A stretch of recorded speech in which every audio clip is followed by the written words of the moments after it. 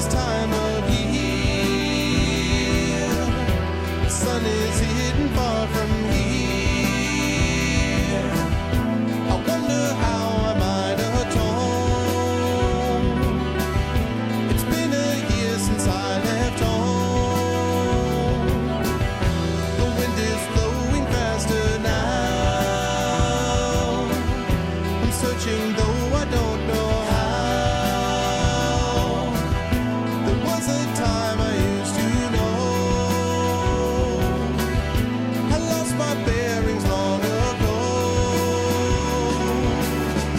And all this time, well, it's my imagination, my fading inspiration that dances in my mind, and it's a crime.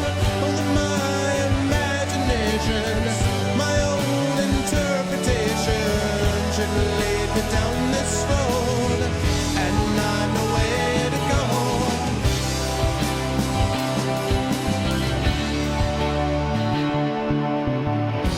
Find my travels as you can. Defining those travels as you can. Since 2015, as they say.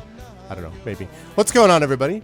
Welcome, Goglings. Welcome, Gogletites, Gogorifics, Gogo people, goggles. What's going on, everybody? This is Arvin Elleron, your host, and this is Pen and Pixels, episode 78 of Pen and Pixels, a show focused on story and narrative in games, which we do here every Tuesday from 4 p.m. Eastern to 7 p.m. Eastern Daylight Savings Time. I'm going to be streaming some more Torment for you for the next 3 hours until Chrono Wolf shows up with apparently SimCity 2K plus 3K. I don't entirely know how Chrono Wolf is going to pull that off, but he's an amazing dude, so I would totally imagine that, you know, he could manage it. I just don't know how, but presumably he'll be able to do that some way. So that's sort of the situation that we have there. But I hope everyone is doing well and looking forward to some more of Torment. I do want to say very quickly, we were supposed to be doing, again, D&D. This was postponed from last week to today, but unfortunately we had, again, some schedule conflicts with the players. This can happen sometimes. Real life obviously has to come first. And so hopefully next week, next Tuesday, we will finally get the D&D stream back underway with the GOG stream team. If you're jonesing for D&D in the meantime, I'm doing a lot of it over on my channel, so definitely make sure to stop back. I'll be doing it again this weekend, but D&D on GOG will be happening next week with the incomparable Pyron Jade, Darksaber, and of course Screaming Joypad. But that is for next week. For today, we're going to be doing some more Torment, which is going to be super exciting. I'm looking forward to it. I've been playing this game for a few weeks and really getting into it. So we're going to have a chance to actually follow up and see how these things happen as well. So you started reading Patrick Rothfuss's What's Up, Crazy? Hello, De Bruyne. What's up, Darth Sisu? Hello, Centauria. You started reading Patrick Rothfuss's King Killer because you seem to like the author. Yes. Be aware, though, Pyron, that the series isn't finished yet. So if you're one of those people who wants to blow through something and then like, wait, where's the rest of it?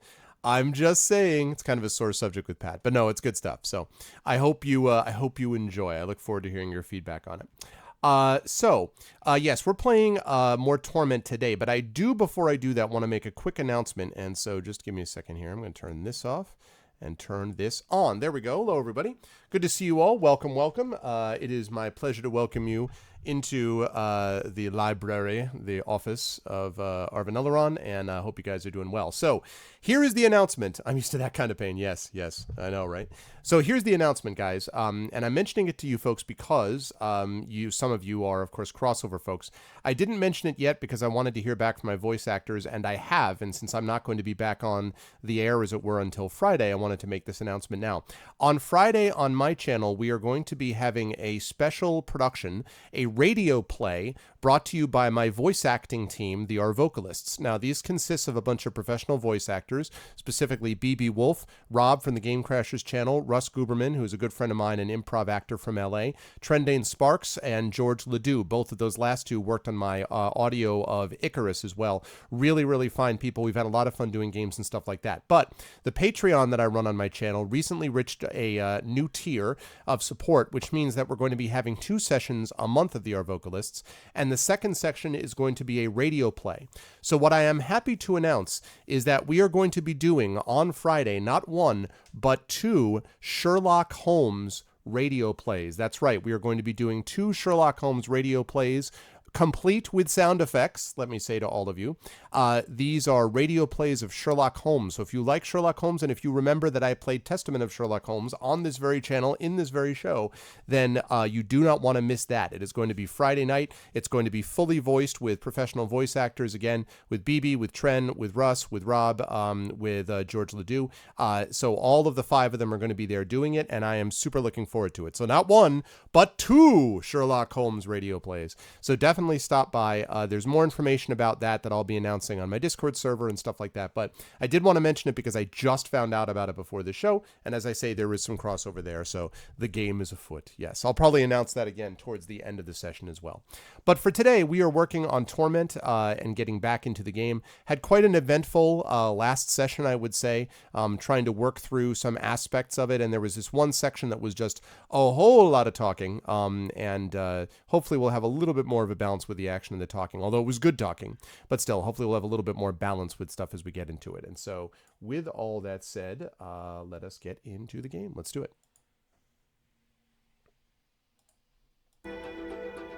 All right, let's make it happen. So let's see, where are we? Fallen to Earth. That's right, I had just turned in a quest, the Rin quest, to keep her away from the slaver. I had just done that.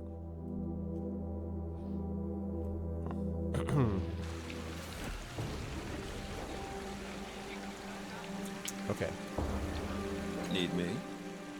This thing, I don't entirely know why I'm going to have to talk to him again, because I don't know why he's asking me to talk to him. Yes, lad. Let's see. Let's talk about you again. Tell me more about your background. And I don't blame you. This is all again. I've already done that. Story from your past. You do? Of course you do. Which part? Tell me about your first battle. I nearly missed it. As I said, my sergeant knocked me out, stripped me naked, and hit the road with his friends and all the best weapons and armor in a stolen wagon. I woke up with a throbbing head and blood in my eyes, too, the new sergeant screaming that I best throw on a sack and grab a stick because the protectorate was coming. I can't recall much about the battle itself. Lots of screaming, and most of it mine. I remember hitting a number of heads with that stick, and I lost the sack at some point. No one seemed prepared to comment what with all the dying. At any rate, the protectorate kicked our teeth in and drove us back to a little herd town at the far eastern end of the plowshares. Well, the herd folk there, they were doing all they could for us, feeding us, binding our wounds, because, well, we'd been defending their town, hadn't we? Trying to, at any rate. But they didn't know that the protectorate had also stolen all their anine for provisions, the whole herd, and was headed south with them. Come winter, those folks were going to starve to death. How the herd got stolen is a different tale. Villains on all sides we were. It's the thought scanning. My commander wasn't going to tell him, but I couldn't stand it. We were meant to be the saving of these people, and here we were robbing them just as surely as the protectorate had. So that night, the new sergeant and I borrowed 2 rasters and a sonic punch and flew south until we found the stolen anine. We scream-dived the herd until they bolted, then chased them all the way back north. What a young hero I was. What a fool. We nearly got knocked out of the sky a dozen times by their fire throwers, but we were sure that once we got the anine away, they wouldn't dare turn back for them. They knew we were being reinforced the next morning, you see. Avi got demoted for that stunt, and we both got a week in the brig besides. But those herd folk were damn grateful. Some of them several times. Let's see. I want to hear about some of your... Who's Avi? Huh? Oh, let his name slip, did I? Alvinia was the old sergeant I mentioned. First we were partners, then more than that by a long shot. But, well, you know things. They change. I haven't thought about the man in years. That was why I hadn't thought about him. Too hard. Interesting. Alright, what about your mercenary work? Too many stories in that sack to tell in a single sitting. But I'll stick to the one with the least amount of back-alley murders. It's too lovely a day for grim tales of bloodshed. It was just after I'd left the military life. I was desperate to make a name for myself as a mercenary. Too desperate, as it turned out. I was drinking in my favorite bar and felt a soft touch on my shoulder. It was a lady. Navarrene nobility, she said, and in need of a bodyguard. And that body, those eyes. I accepted on the spot, of course. She tried telling me why she needed me, something about assassins at a ball, but I was too busy watching her hips shift beneath that dress. I followed her around that hall with barely a thought in my head. Then halfway down the party, she excuses herself and comes back in different clothes. She tells me that to anyone who asks, I'm her husband, Baron Gaiusk of Navarine, and that we have to leave immediately. We worked our way toward the door, but were stopped by the host of the ball and a phalanx of city guards, and they demanded to know who I was. Terrified, but right on cue, I say, I am Baron Nikusk of Gaverline, and this is my knife. 30 days in the blocks as an accessory. Turned out she'd stolen a fortune in living gems from an upstairs bedroom. She wasn't any kind of noble, just a common, beautiful thief. And the next time I saw her, she was dead. Life isn't fair for anyone, and that's the truth. Okay, what about those good times you mentioned? Oh, I've had plenty. More good times than bad, even as a gallowglass. But of course, there is one that stands out. My partner at the time, my old sergeant, and I heard of a scrap brewing on the border between two mercenary armies over territory. We got there and knew it was going to be a bloodbath the moment someone went for a weapon. They'd been rivals for too long, see. It's a sad, sad thing to see professional killers turn violent.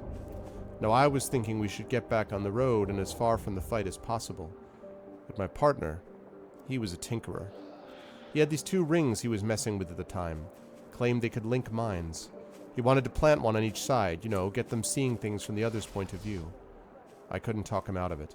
He snuck around in the dark of night, cursing and thumping, set up the damned things in the rival camps, and ran back to our distant hill to watch. And all night long we heard strange things. Sort of wet sounds, you know? Laughter, happy sighing. Then dawn came, and there was a different kind of war going on in the mud below. The kind where everyone wins. Turns out that once they got a thought of each other's thoughts, they found out they hadn't wanted to fight each other after all. Not exactly. And that was Avi for you. Always bringing out the truth in people. A better man than I deserved, certainly. Okay. Let's talk about something else. Blah, blah, blah, blah, blah. Let's talk about the people we're traveling with. Alright, how about Allegern? Alright, I know about that already. Alright, that doesn't help me. What does he want me to talk? How are you holding up? What? I am very confused. Why does he want to talk to me when I keep talking to him? He doesn't say anything different. Lad. What?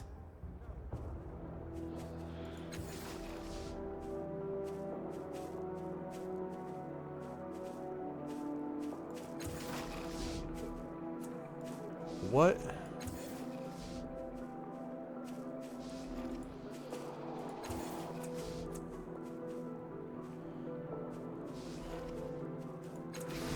I don't understand it. Sure enough. I guess it's just bugged, because I feel like I've talked to everybody I could possibly talk to about it, so I don't understand it.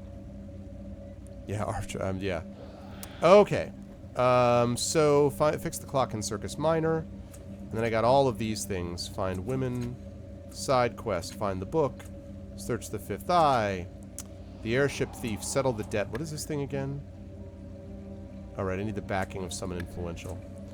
And a quick Lazaret, Sorrow's Prey, and carry on my wayward son.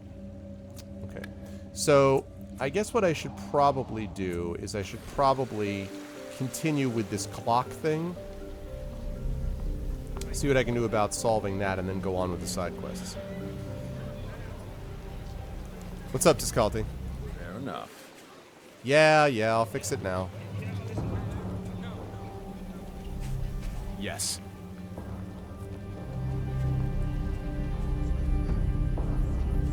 All right. Paul says that your tattoos are... Reach for the silhouetted figures. Okay.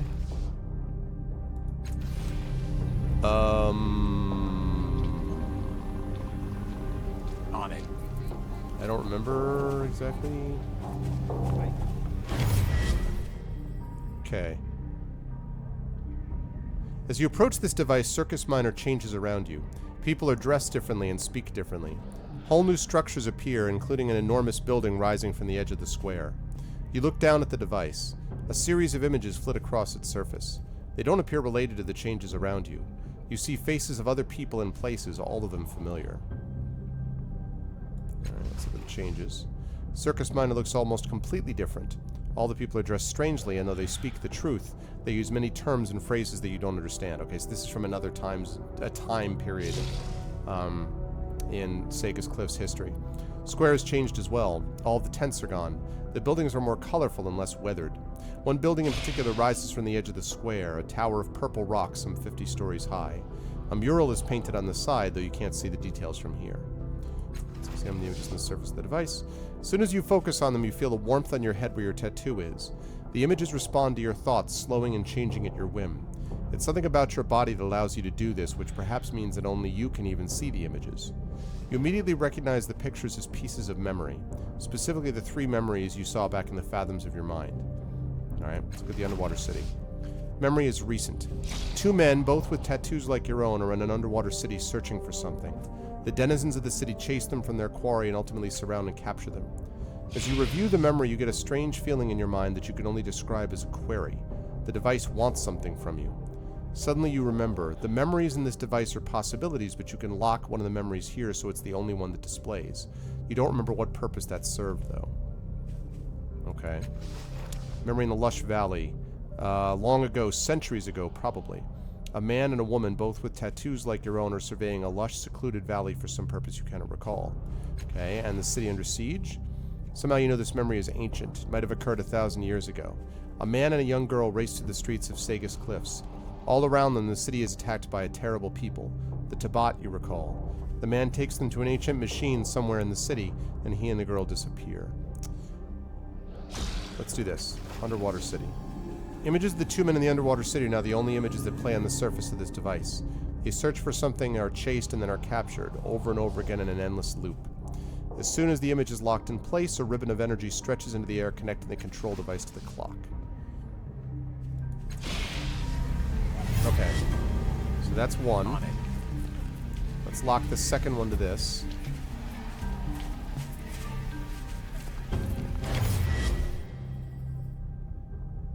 Lush Valley. Okay. Circus Minor is under attack. Squads of armored soldiers roam the streets, hunting and killing anyone they find. Mobs of people flee in terror with only a few hapless souls trying and failing to fight them off. The soldiers are completely encased in jagged metal armor. You can't even tell if they're human. Looking beyond the carnage, the square in this vision looks wildly different. Many of the buildings that are on fire don't exist at all when you step away from the device, having been replaced by other structures. Okay. There should be one more. On it. That's the last one.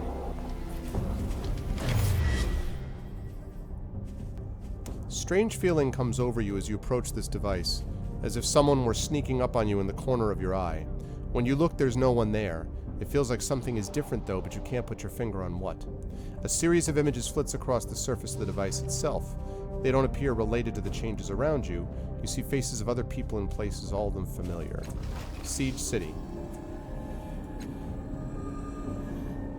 As you lock the third image, the air around the device trembles. The other devices in the square begin to glow as though they're about to do something. Just as suddenly, the glow on all 3 devices fades. The image you had locked to this device flickers, and then the 3 memories flit across its surface once more. The device seems to reset itself. So maybe those aren't the 3. Let's see. Go. Too immersed in my voice acting to chat. Okay, let's see.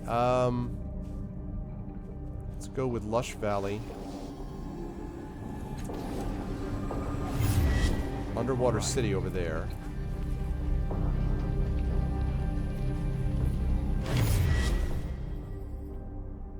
Oh wait, that's dumb. What? The Besieged City. That was really silly. I can't believe I did that. Go.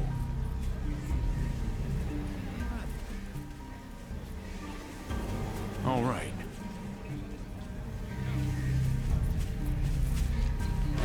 Yeah.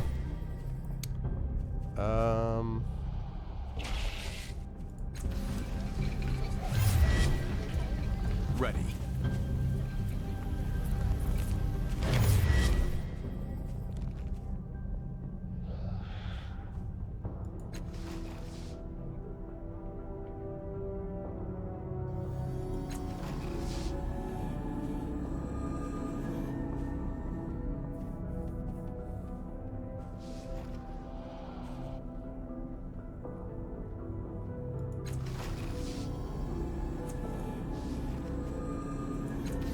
Okay, that's 2, and then Go. this one.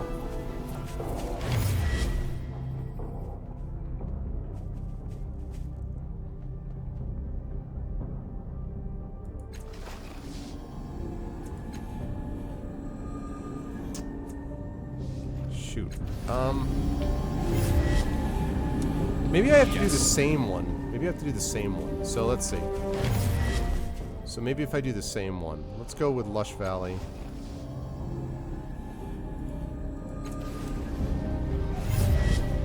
Yes.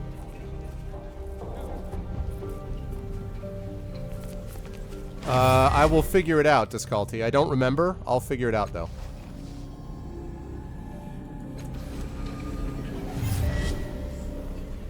Ready.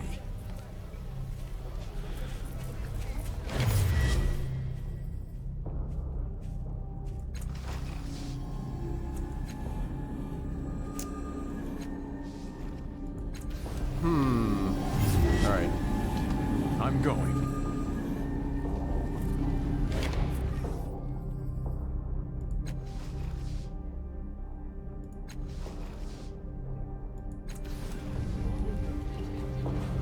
Yes.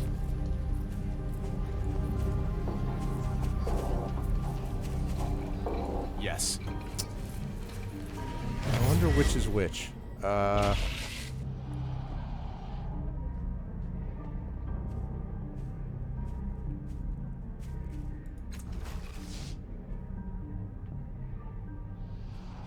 Purple rock.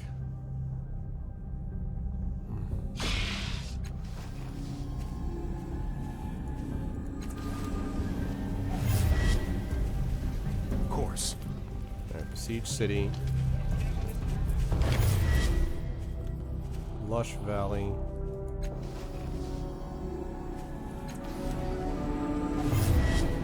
Fine. And Underwater City. Ah. Oh my god.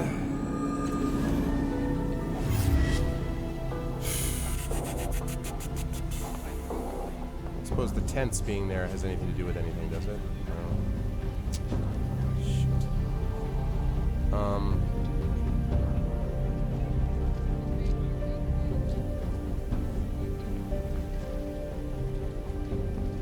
I'm ready.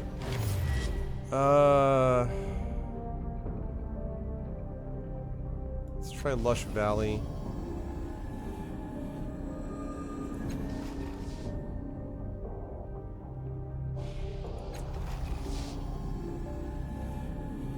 Okay, yeah, so ancient.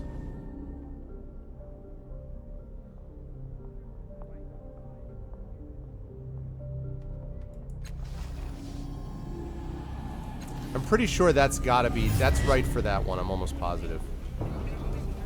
It's gotta be right for that one. Yeah, I'll manage it.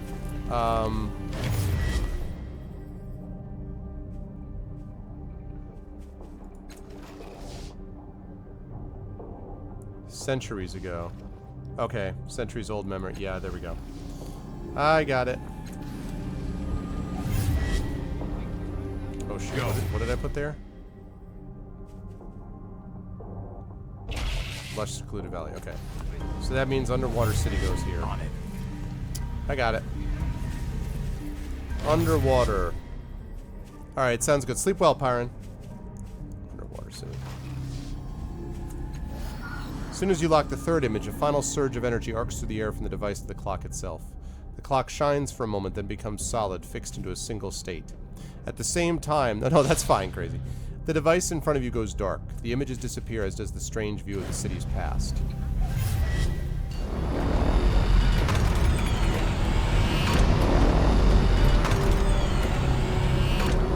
I'll remember that.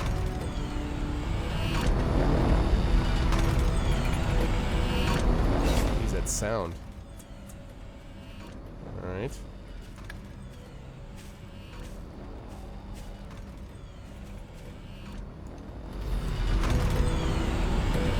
Hey, what's up, Screaming Joypad? Hey, man. Of course. How is life, sir?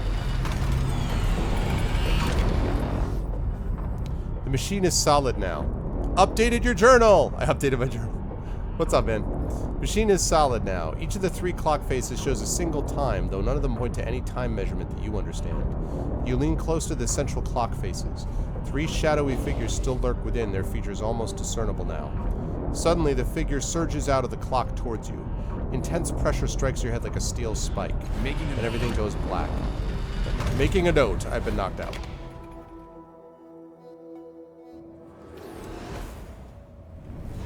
Well, hi there. Fine. Fine.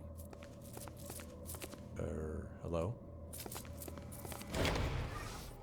The 3 figures before you were disoriented. They don't even seem to notice you at first. All 3 of them have a tattoo like yours, cast-offs. What befell us? Did he do something? Are we still in the clock? What new torture does the changing god have for us? Yeah, man, that's right. This has been interesting. I do not believe so. The second figure is tall, dressed all in black. Its height is exaggerated further by a violet fish-like crest on the top of its head. Its large yellow eyes are squinted, scanning all around. There was a man outside the clock, but it wasn't. It was him. He's a cast-off. Can't say I recognize him, though. Who are you? We beg your forgiveness, friend. Brother. We have been through quite the trial. I am Kamos. These are my friends, Devatiku and Villan. We are cast-offs like you. We were ingested into your head. I saw it. How is that possible? Who are you? I'm a cast-off like you. I'm the latest one. The latest? That's not possible. We faced the changing god mere days ago, and you're not the body he wore. I think we might have been trapped in that clock for centuries, Kamos. Something about it messed with our perception. Hey, what's up, Dizzy? Time is an illusion. How long is the wrong question? What is this place? Where are we? Outside time we were, perhaps still are. Somewhere in my mind, I think. Yes, perhaps you were right. Our consciousness were ripped from our bodies when the changing god activated his clock. Then when you appeared, it happened again. Our minds ripped from their chronal prison. I cannot be certain, but I believe this is part of some vast mental construct. Your mental construct. What? You mean we just went from one prison to another? You did this. If this is your mind, then let us out. I don't know how to get out of here. Relax, friend brother. Whether for days or centuries, we survive that clock. We will survive this.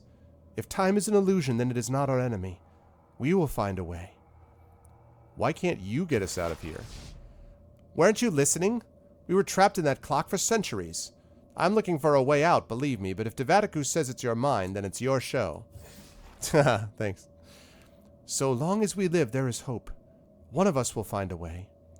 Why did the changing god trap you in the clock? Ah, yes. The 3 of us once worked alongside our sire, helping him with his research after he'd brought the Order of Truth to Sagus Cliffs. We saw him for what he was. Selfish, arrogant. Marilel helped us to see. I wonder what has become of her since we were imprisoned. He doesn't care about us, not a single one of his children. All of his projects were always about him. He didn't care if anyone got hurt in the process. We betrayed him. We meant to stun him, to capture him before we could escape to another body, but he was too quick for us. He activated the clock, tearing our minds from our bodies and trapping us eternally. I don't see any way out. Your mind. Only you have the power to change. Only you can stop forest fires. Only you. I'm just kidding. What he's trying to say is that this place was created for your body, or perhaps by your body. Our sire placed within each of us unique gifts and abilities. For example, I have never heard tell of another cast-off who could trap consciousness the way that you have. He would not have created this space for you without also giving you a means by which to move through it. Think, What other gifts did our Creator bestow upon you? I chose an aspect of when I was born, deep in the heart of this labyrinth. Is that it? Let's see. I can see what you speak of. This aspect describes you.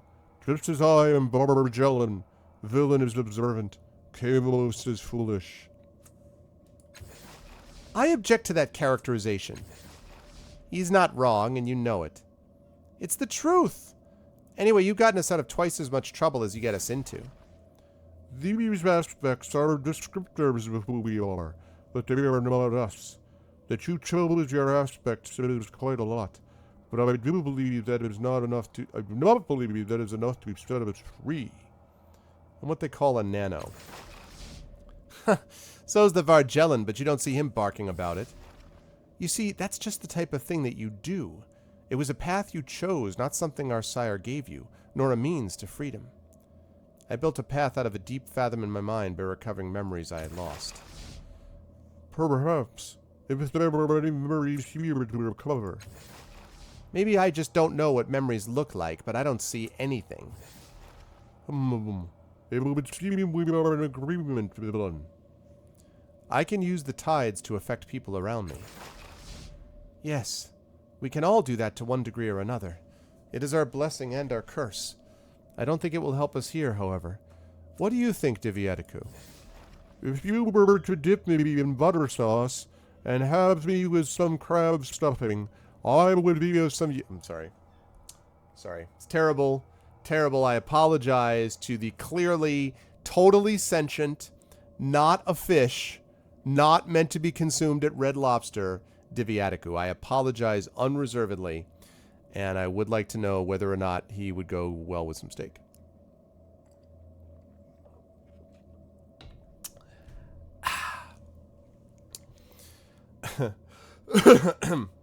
No, the power of the tides is an unintended byproduct of the process of creativeness. But if our sire taught this mental construct to you, then he did so intentionally. The solution lies somewhere else. I don't think I have the ability you're talking about. Yeah, I'm fishist. Exactly. You must. We each have our gifts given to us by our sire for a specific purpose. His purpose, of course, but a purpose nonetheless.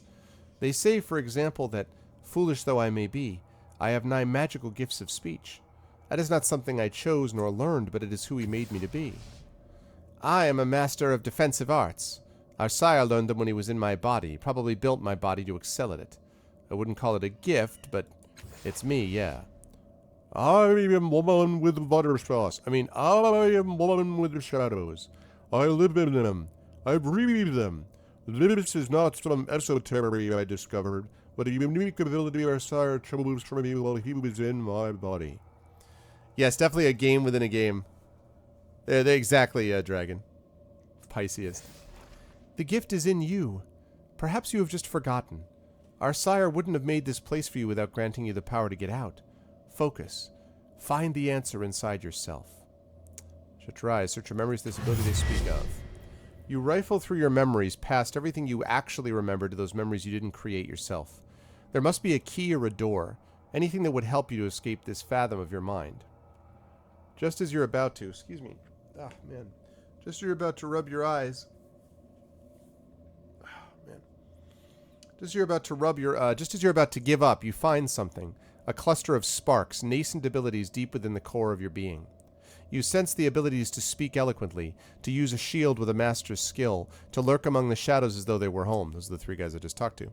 I'm ready to learn something new. None of these seem particularly suited to creating a path out of this place. But as you sift through them, you know that you are trapped here, not because it is some puzzle your sire left for you to solve, but because you are not yet whole. This is another part. The last part of deciding who you are. In completing yourself, you'll be able to open a path back to the calm of your mind. Yaks. That's what I'm talking about. So, brandishes a silver tongue. Your focus okay, natural charisma. Max effort 1 on persuasion, deception, intimidation. Breathes shadow. Quick fingers, surprise attack. Or master's defense. Nope. This one's easy. Brandishes a silver tongue. Hell yeah.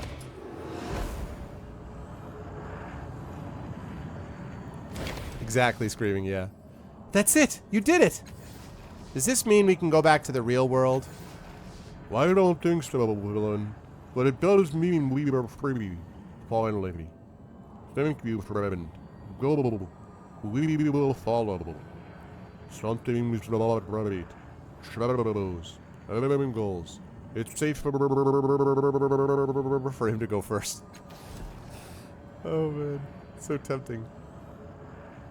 That guy is a fish. Here.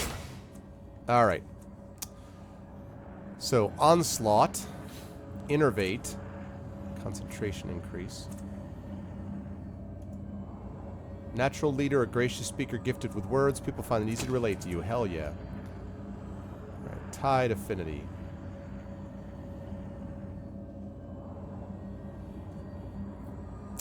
So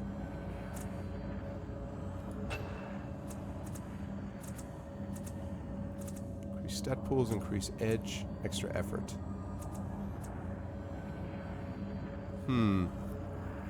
Yeah. Silver tongue.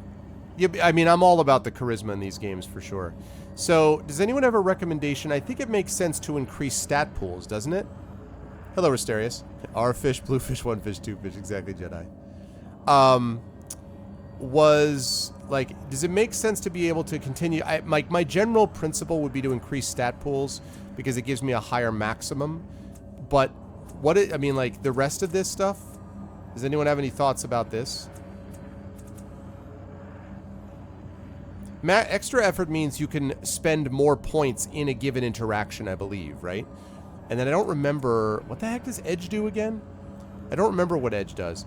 I remember obviously increasing the stat pools. Extra effort is how many points you can spend on something, but what the heck does edge do again? I don't recall what edge does. Since it's been forever, like probably close to a month since I've actually leveled up, so I don't actually remember what the hell edge does. What does edge do?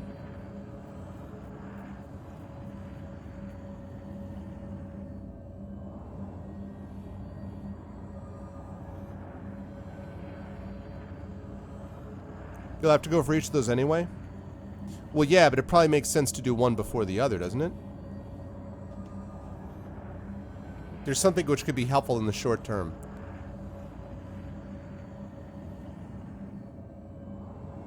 Edge reduces the chance to fail. Ah, okay.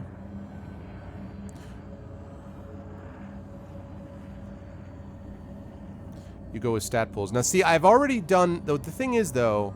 I feel like I've already leveled this once. Always stat pools.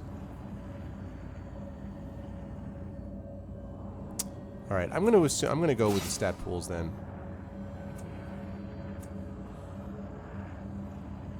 So I never use might.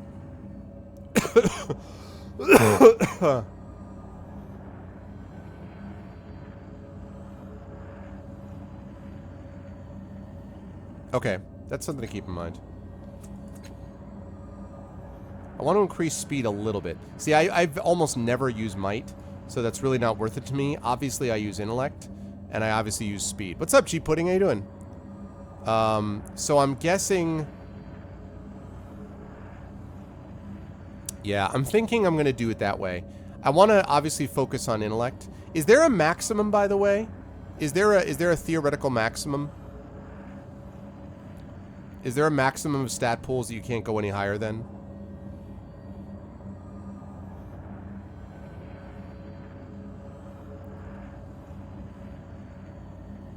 Yeah, I'm a nano. Oh, well, yeah, so you're a jack of all trades, so you could probably you'd want a lot of maximum. Not that you know, okay. Alright, I'm gonna go with that.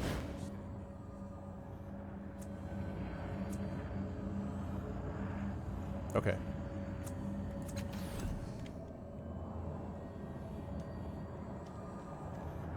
It's your mind, you should walk the path. I'm curious what way it's supposed to be next. And villain. Go ahead. I'd rather make sure it works first. I'm going. Alright, Broseph, I'm out. Oh boy.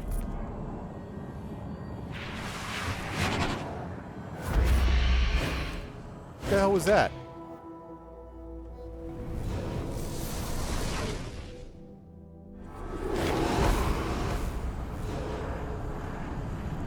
God damn it.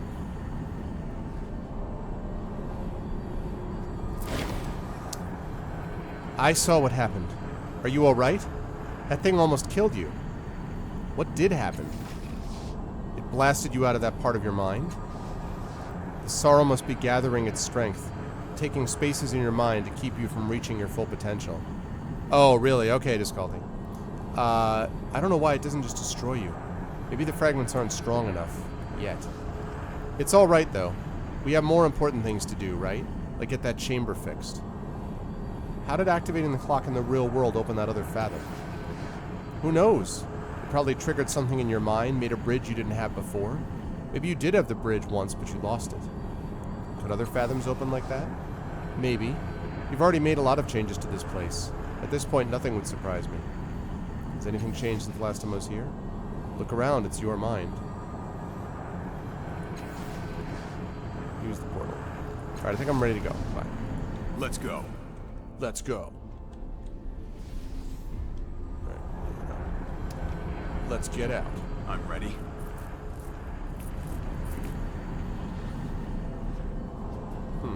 Fine. Fine.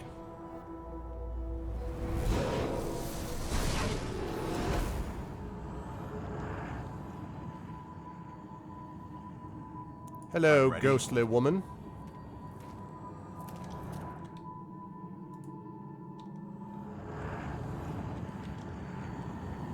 Yes. That was the wrong portal.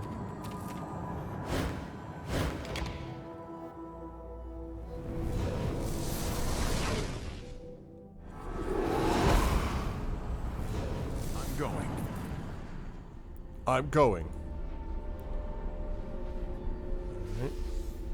Let's go.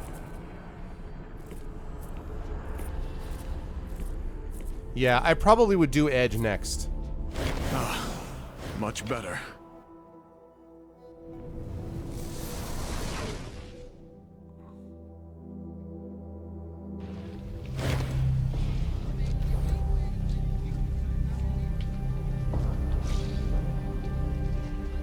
Okay.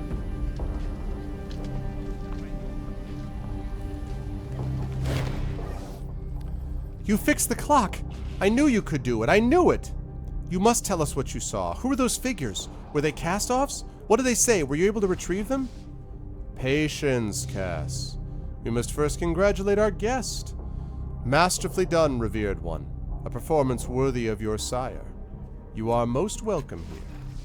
And we do have answers for your questions, revered one. That is, as soon as we hear the report of what you have found. Tell us! I met Kamos, Devatiku, and Villain.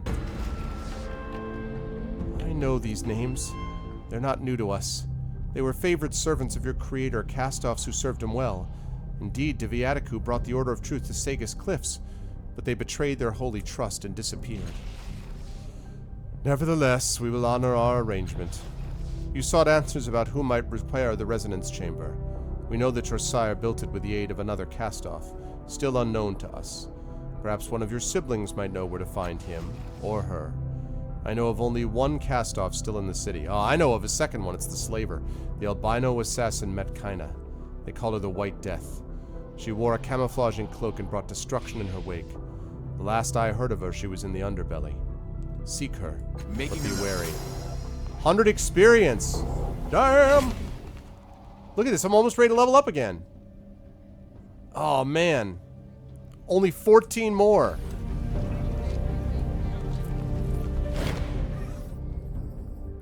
You return, revered one. How may we assist you today? What can you tell me about other cast-offs? We have spent years compiling our records, revered one. I know the time seems as nothing to your kind, but we must protect our knowledge. Perhaps if you were to join our group, provide some of your experience to aid to our knowledge? What are the benefits of joining your church? We can provide our adherents with useful items. We can offer safety against the depredations of those who would harm them as they sleep. Our members may be available to aid each other in specific situations. Yet what do you believe? We tell the world that you and your brethren are aspects of the divine truth of the changing God, and that each of you brings forth a particular facet of his truths. We seek to study you, so that we can become more like you. It's creepy. Oh, nice. Share? Oh dear, we are a small group and not wealthy. We exist on donations, curios, and the occasional great gift from one of your siblings. For instance, we had a weapon once used by the Chalcedon. The Chalcedon, the commander of... my point is that we require some payment for our wares. Alright.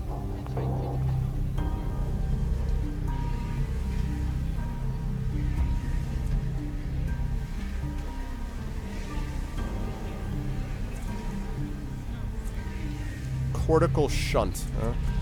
Spray flesh.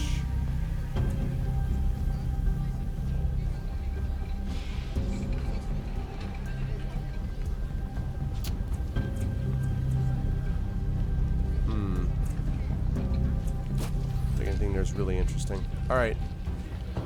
All right. Oh, I see we got 2 more people ready to level up. So I want to go talk to those people down below. I want to see if she cares about anything, and then... Yeah. Level up. What level up? Okay. Oh, well that's... Alright.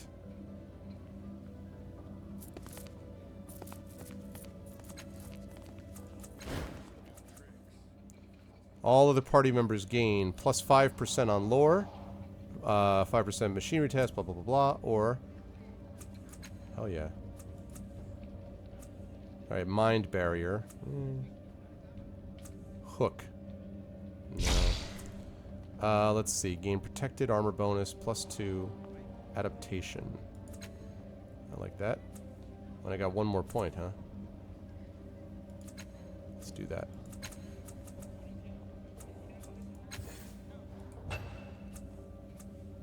Stat pools, effort, or skill.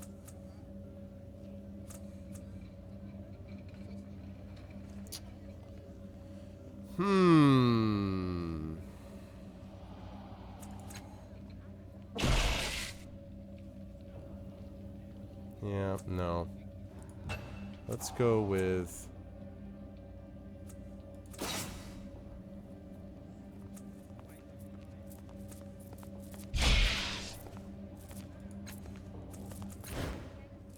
Okay. He is almost ready to level as well. Good.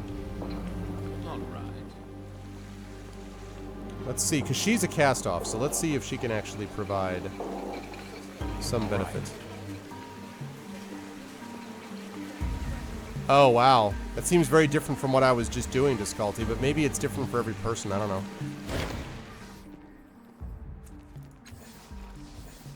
Okay.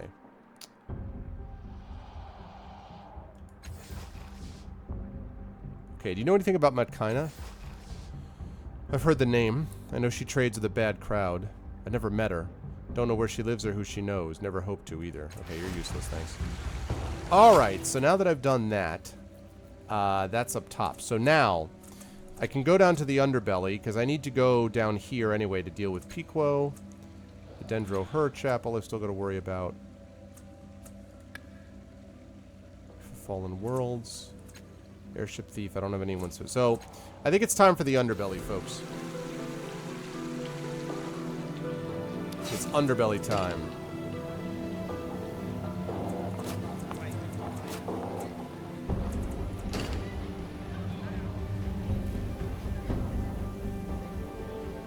I'm going. Let's do it.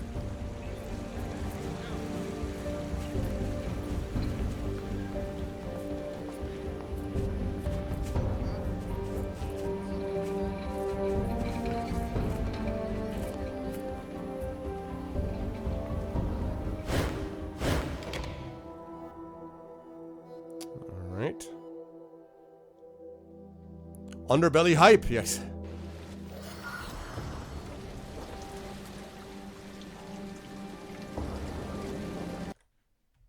Just 1 second here. All right.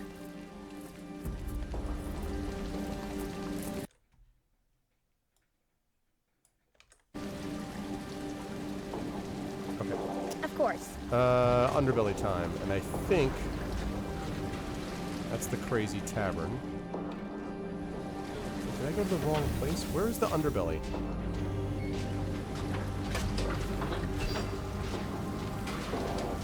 tavern. There it is. I knew there was a tunnel somewhere. Okay, here we go.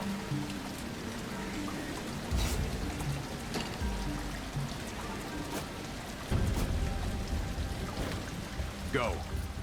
Underbelly time. Time to go to the underbelly. The Undercity.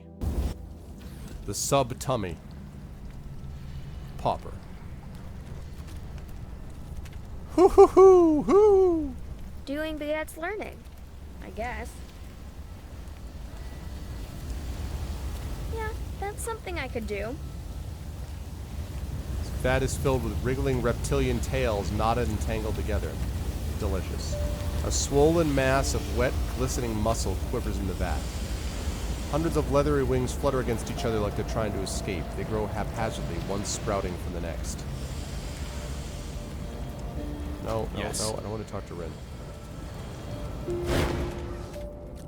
A short, solid man stands behind a smoking grill, turning pieces of meat with a pair of grimy tongs. Sweat is pouring down his grizzled face, yet he's covered head to toe in grease-spattered clothes. His sleeves are tight at the wrist. Because it's your birthday. Happy birthday, G-Pudding. Let's see. Pouring down his gritting face, he is covered head to toe in grease-spattered clothes. His sleeves are tight at the wrists, and his collar pinches his neck. Nearby are 3 large vats that are filled with living meat, great amorphous masses of it, with appendages growing from them like the limbs of animals drowning in a meat swamp. The first vat is filled with throbbing muscles, red and raw. The second is a flapping monstrosity of leathery wings, and the third sprouts hundreds of black tails, all wiggling obscenely. Hey ho, I'm Mook the Mute Man. Hello, boy. Yes, I am. I'm Mook the Meatmonger. What'll you have? What kind of meat do you sell? 3 kinds, friend. Aneen, Treble, and Lock. Right in those vats, actually. Want some? Never seen meat grown in a vat before. How does it work? How? Couldn't tell you. Found a little doodad back when I was a butcher, and I'd fiddle with it all day long, kind of like I do now with my tongs. So one day I was fiddling with this thing while cutting up a carcass, and it kept growing back its missing parts. Cut the tail off, and there it was again, a moment later. Crazy, right? But it gave me an idea. I could open a little grill with no overhead. And it worked! Been cooking the same 3 hunks of flesh for years now. You use your doodad on yourself? Funny you should ask. Not long after I found it, I cut myself pretty good. Thought I'd try using my doodad to close up the wound. Well, it worked, but then I started growing toes all over my body. Didn't care for that at all, so I never did it again. Still trying to get rid of the toes. Wow. Did you say you have toes growing up all over your body? Hey, we all got our problems, and I got it better than most around here. Ain't my fault anyway. Well, I guess it's a little bit my fault. Why are you all bundled up like that? On account of the toes. Nobody wants to see a man with toes growing all over his body, especially if he's cooking their food.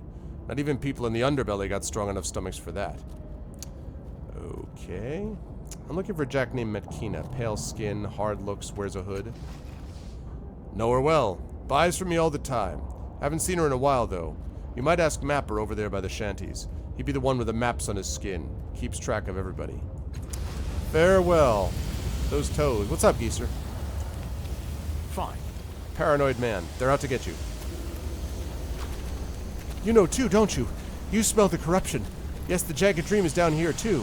What about you, lady? I see things, you know. I have special eyes. Did you see all the blood over there? Someone must have killed 100 people. Alright, let's chat with Mapper here. Sup, Mapper? From a distance, it looks as if this mutant is wearing a form-fitting suit of finely patterned lines in white, yellow, and pale blue. On closer examination, it becomes apparent that these are tattoos, and they cover near the entirety of his body, even his shaved head. His actual clothes are simple and worn, and his boots look as though they've seen hard use. I picked Nano. Or do you mean the NPCs screaming? Or do you mean after dinner toe? Do you mean the NPCs?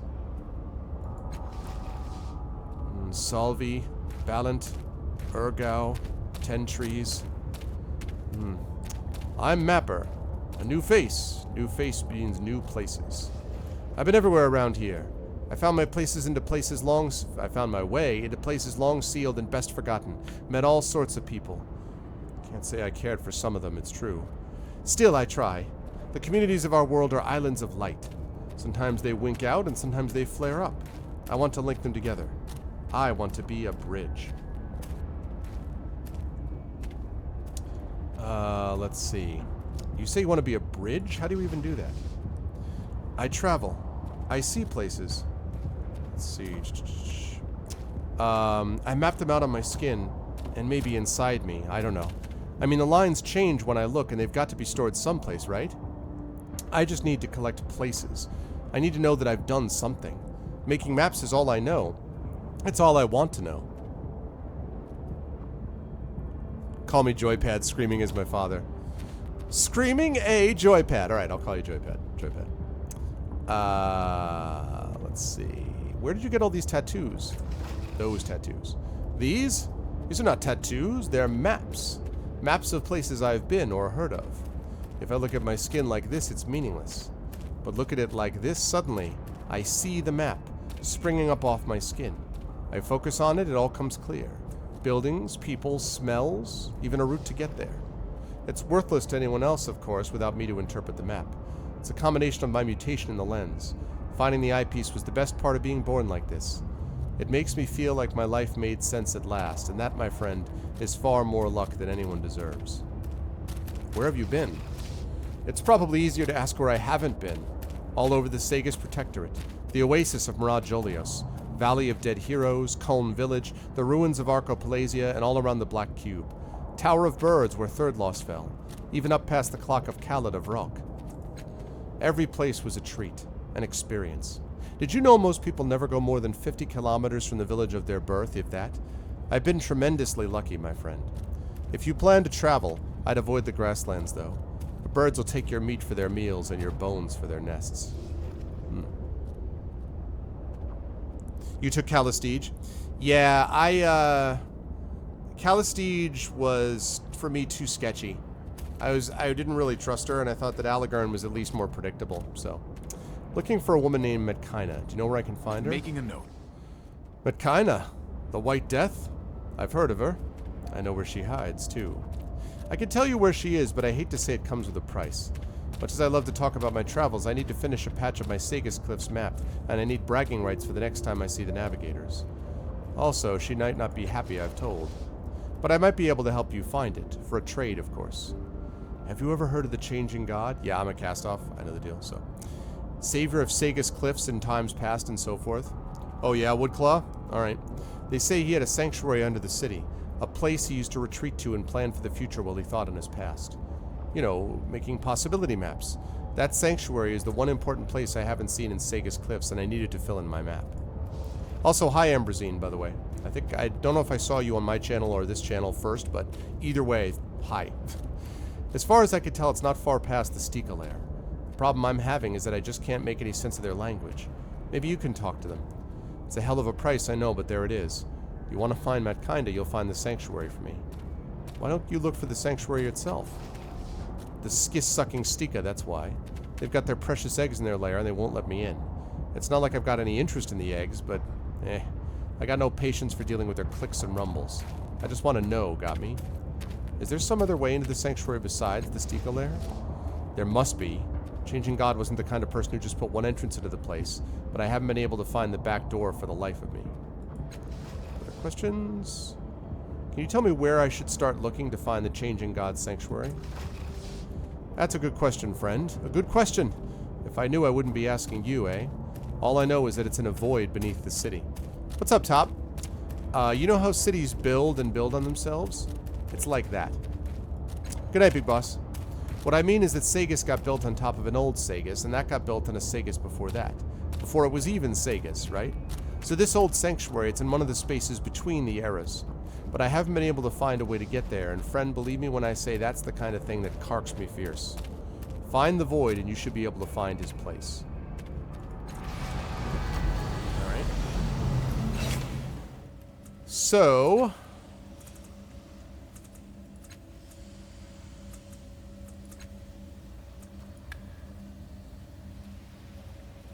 okay. The Steeple Air. That's where I need to go.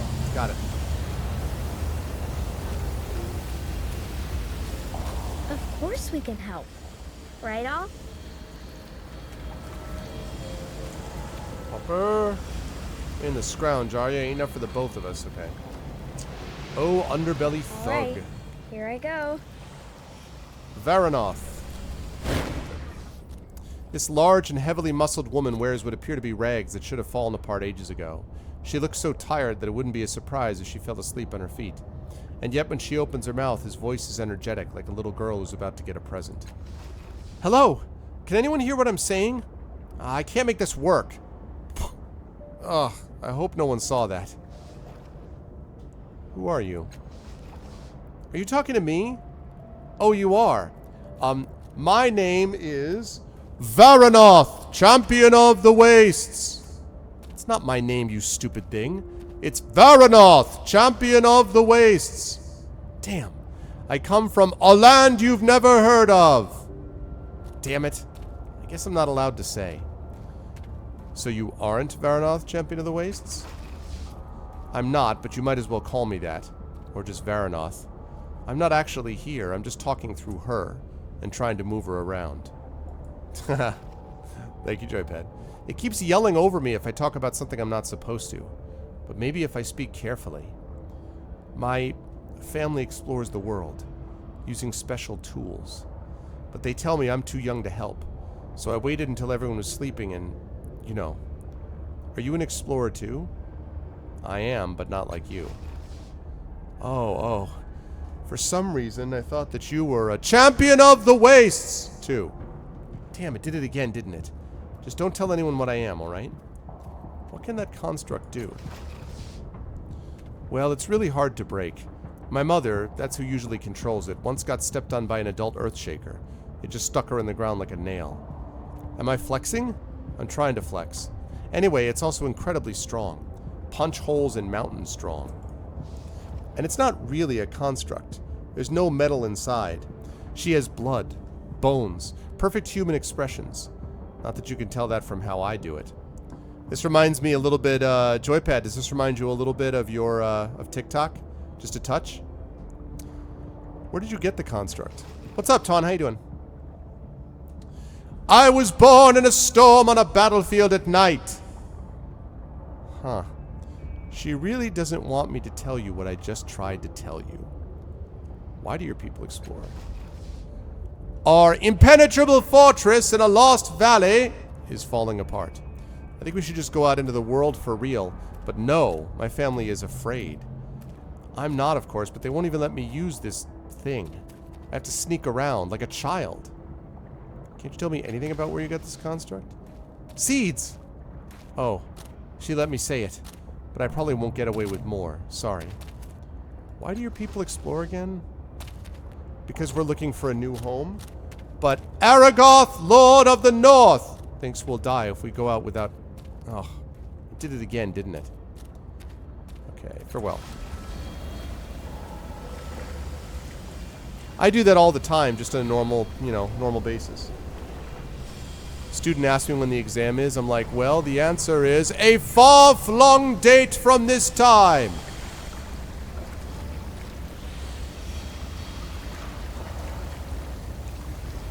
Dizzy can attest to this. Joypad can attest to this. In the GG Green Room, Outstar is just like, hey, what do you guys think about this? We're like, Outstar, do you think we could do this new thing for the schedule? And she's like, well, let me think about that. Absolutely not! I am the goddess of hellfire. Happens all the time. Done.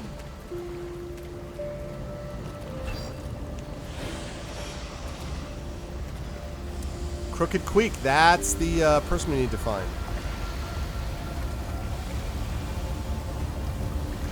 All right.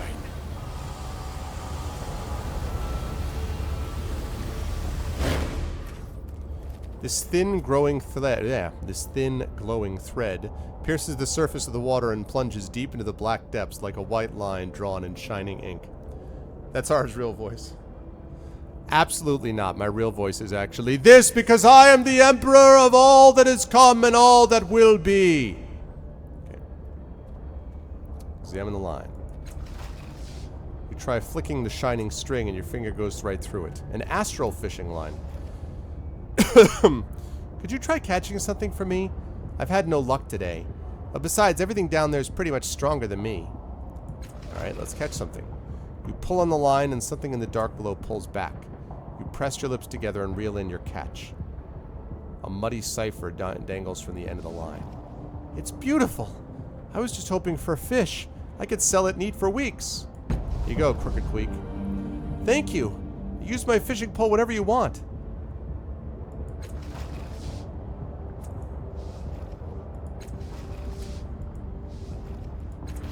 Alright. Hopefully that makes her happy. Time to speak to Crooked Keek. I do, yeah. I have a I have something called a nanoverb that allows me to change the sound of it, so I can get a little echo sounding. My students generally don't know. I don't advertise it. I have had a couple of students that discovered that I live streamed, but as I think I've mentioned before on stream, it's a little. I mean, obviously, I enjoy streaming quite a bit, but the thing about it is that the dynamic between a streamer and viewers is different than between a professor and students. So, you know, when they're out of my class, it doesn't matter to me one way or the other, and it doesn't even really matter if they discovered it, but there is kind of different dynamic that's associated to it. So, but it's not like it's hard to find. I mean, I have my being a Twitchcaster on my... Shut up, Rin. But I mean, I have it on my my Twitter profile and all that stuff, so it's not like it's difficult to discover. But. Exactly. I have something called a deep booming voice to use in my microphone. Says the girl with 20 stitches and a rock in her pocket. Okay. A small, hollow-cheeked mutant sings a soft, wavering tune to herself. Yellow bruises discolor her skin. Wounds form not from violence but from malnutrition, and her prominent bones bend and twist at odd angles. Still she smiles. She smiles at the oily water devoid of any fish. She smiles as she arranges her empty basket beside her. And she smiles at you when she sees you standing over her. Hello again. I didn't introduce myself before. I'm Crooked Keek of the Cold Canyon tribe. She coughs into her cupped hands, a raw and ragged hacking that bends her double. You take her for a child at first, but after studying her features, it's clear she's in her late teens. It's only some mutation, and her bony stature born of starvation, that makes her seem childlike.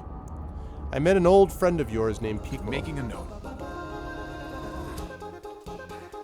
Thank you for the follow, Risterius, on my channel. I appreciate it. You did? Pico's alive? Is he doing okay? Is he happy?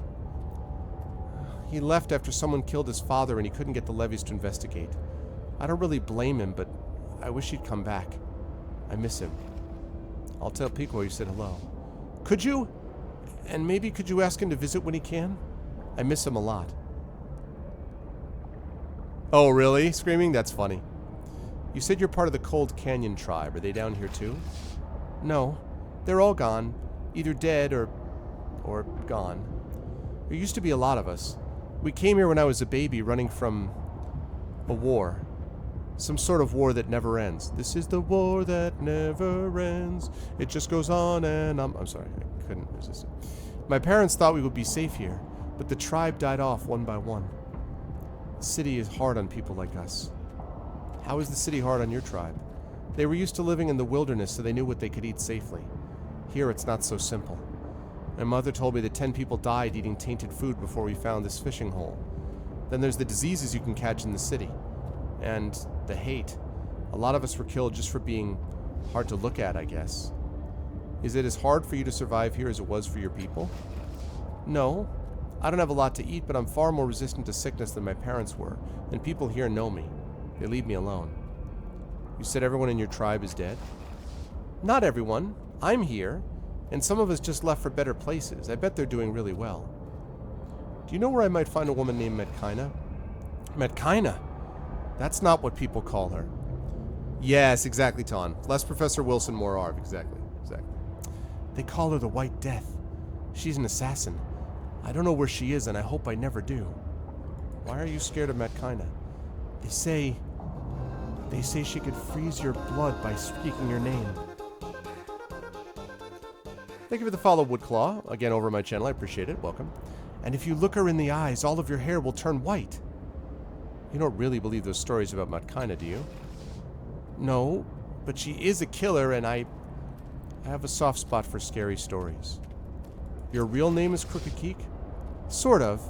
My parents called me Queek, but the nickname came later. It's because I sell junk for high prices and bribe the levies to carry people off in the night. No, not really. People call me Crooked because I look twisted and broken. I wish they wouldn't, but it's okay. I am crooked, right? Don't you mind that people call you Crooked? Not really. I can't call them liars, can I? Why do you think the fish aren't biting? The fish down here are pretty fast and smart. They're nibbling at the bait, then swimming away.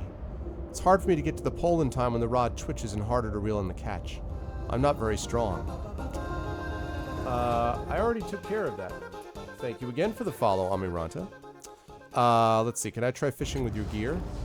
You're welcome to. Only if you do find something, could you share? Never mind. Company's better than a scrawny fish.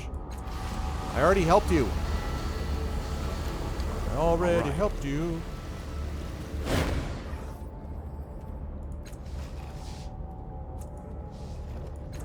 Alright, I already helped you. I hope I got the benefit of giving her that. So I already helped her. You do, Dizzy?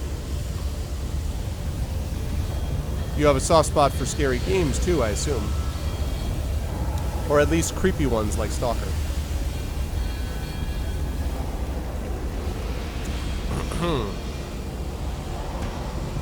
What do we got? A pair of gauntlets sits on the table. They look as though they're intended to provide real-time analysis and physical monitoring of any human arm placed inside.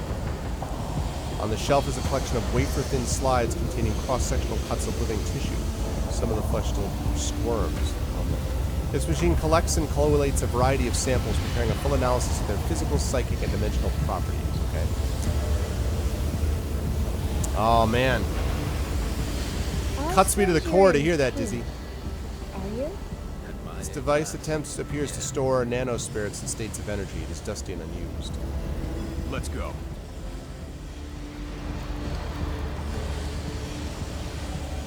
Some books it might be worth it to read. You gotta be tough to run a business down here, even if your bones are made of glass.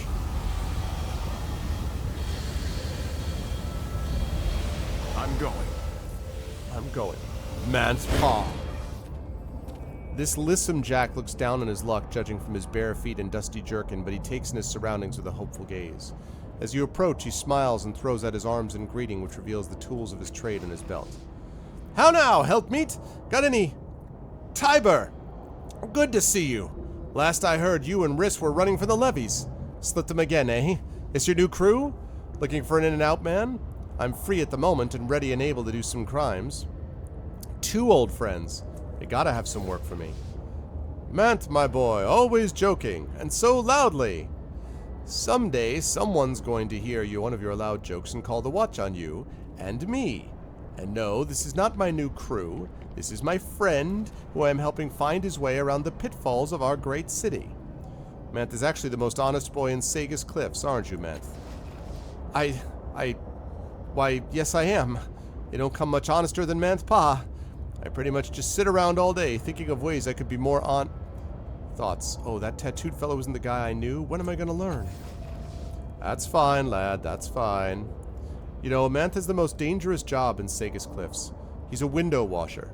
Hangs out over the sea faces of those cliff houses and scrubs away without a care. And if that weren't enough, when he's not working, he's down here in the underbelly, helping people find their way around. Go on, just ask him. He knows everything about the place. Isaac Asimov and Philip K. Dick, those are good ones. You know, if you're looking for a book about a fantasy assassin set in a fantasy dark city, Jason Bourne, trained in 15th century Rome in the ways of sonic magic style, you know, I could think of a couple of possibilities. That's right. Ask me anything.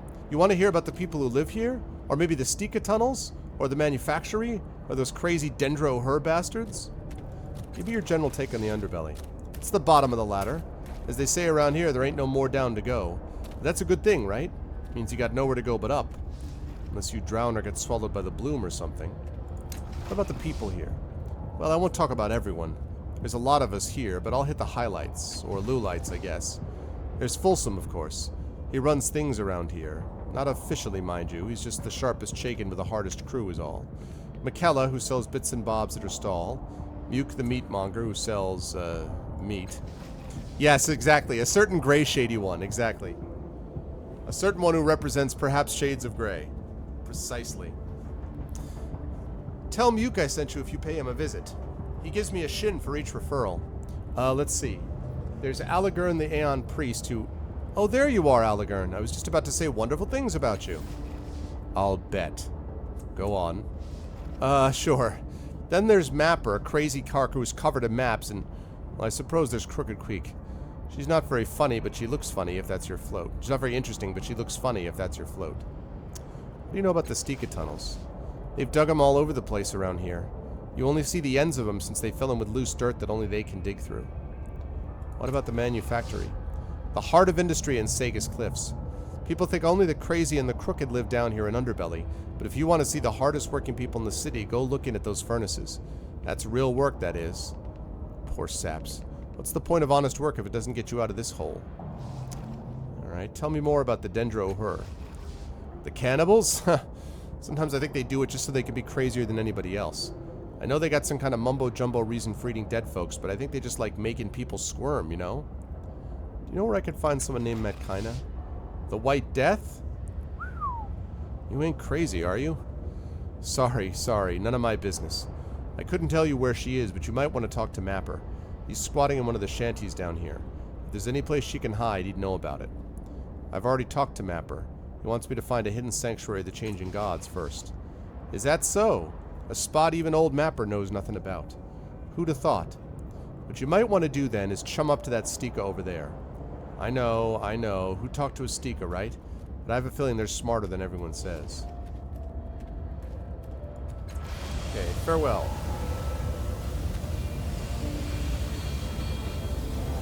Fine.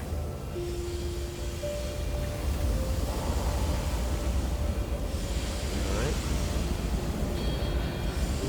Oh, underbelly thug. Interrupting's a chat, a good way to get scookered. You like barging into conversations, huh? Tiny dwellings are carved with a rock wall furnished with weakened bedrolls and bug-infested rags.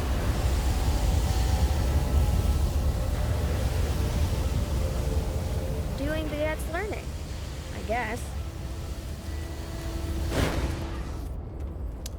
I heard you intended to explore the city, but never intrigued you. Indeed, Reg, but thank you for the reminder. Yeah, I just got my, I got a set of author copies a few weeks ago, and I just got the other set. They sent them in 2 batches, so I now have my author copies for the convention season, which will be cool. I heard... Blah, blah, blah, blah. How can I help you, beloved vessel? Let me examine you first. Pale, dirty, and nervous, he still glances at your tattoo every chance he gets. He flinches when he notices you studying him. Never have I seen it so close. What have I done to earn this blessing? Looking for a woman named Matkina. Have you seen her? The cast-off? Not recently. But she does work with Folsom from time to time. You may know where she is. Okay.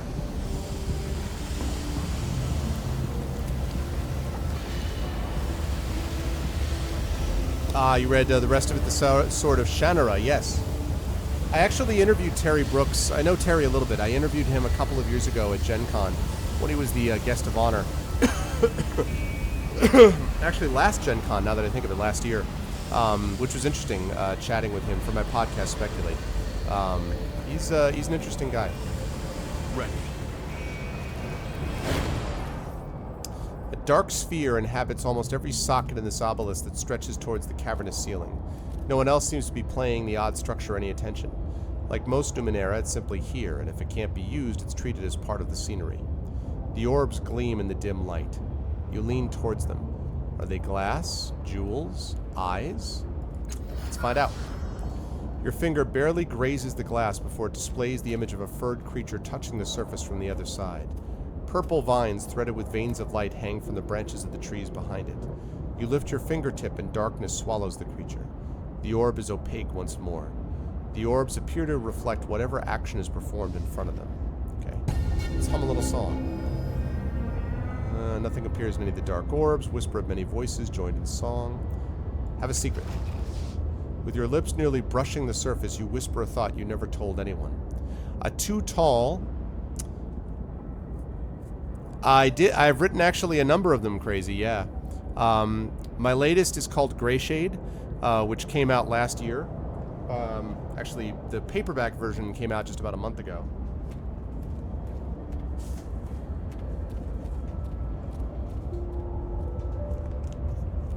Since I have the author copies that I just mentioned sitting right here. But it's right here. And I'm working on book 2 of that trilogy that started called Renegade, which is just about done. And I'm going to be sending it off to my publisher in about 2 weeks to 3 weeks, something like that. That's going to be due out September of this year. And then book 3, which I haven't been able to announce the title of yet, but I'm pretty excited to, will be coming out September of next year. So, blah. You can, however, sense its thoughts. They tickle an odd part of your mind. Dizziness overcomes you. You suddenly know that the visitant speaks stolen words. Yeah. And that blood was spilled to take him. What's up, Wallflower? Even though the cause was just, the visitant is deeply ashamed. It fades into the black of the orb, lowering its head.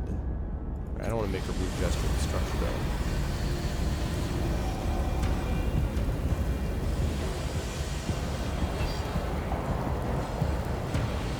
Stika incursion.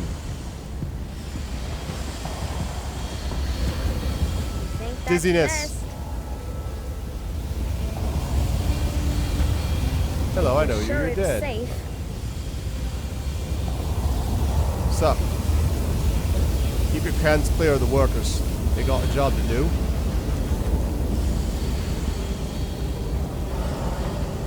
Let's check out this manufacturing, shall we? Whoa, look at that. Look at that. Do want. I'm ready. Hundreds of broken Numenera are piled here. The workers are scavenging them for parts if they're useful, or throwing them into the furnace if they're not. All right. At first glance, this ancient unmoving construct seems nearly identical to the others in the manufactory. It is only when you move close into the hazy aura of forge light that you see the intricate, no, chaotic, whorls of engravings marking every millimeter of its armored frame, and the worker standing behind it is adding even more. You feel a bubbling sensation in your mind. It must be the construct's surface thoughts, but they are too quick and alien for you to make any sense of them. Morning! It is morning, isn't it? I never pay attention to the time. There's not much use for it down here. I'm Artisan. What can I do for you? Can you tell me about your past? To be honest, I don't like thinking about it. All of us went slightly insane during our centuries down here before the humans came. But the other foremen and I don't dwell on things like Master Foreman does. If you want the whole story in excruciating detail, Master Foreman's the one to ask. Why do you have your workers decorating your armor? Because I want to be the most beautiful construct in Sagus Cliffs. Joking. My eyes, well, not eyes, but you know, they failed a long time ago. But my other senses are good, very good. So when my workers want to show me a design, they scratch it out on my plate. I feel it and give them feedback. Not that some of them need it. It's a long time to be blind. Why can't anyone repair you? The easiest answer to that question is we don't have the parts. But the truth is that I'm afraid nothing is going to make me blinder, but those first decades in the darkness were the hardest. Then I started seeing patterns in them. Simple at first, then with colors, depth, and shade. Grand cyclical designs. I still see them, and I wouldn't trade them for sight. To be perfectly honest, these artists don't need me anymore. They've done wondrous work in the city above, but they like asking my opinion. Ha! And I like giving it. Can you show me something your workers have created? Absolutely. Hold on a second. Let me get a sense of what might appeal to your tastes. Not so interested in the arts, I see. What? Yes, I am. Larga, get our visitor the contents of Store Box 3-9. No charge. Call it a gift. Globe of Zrul oddity. 178?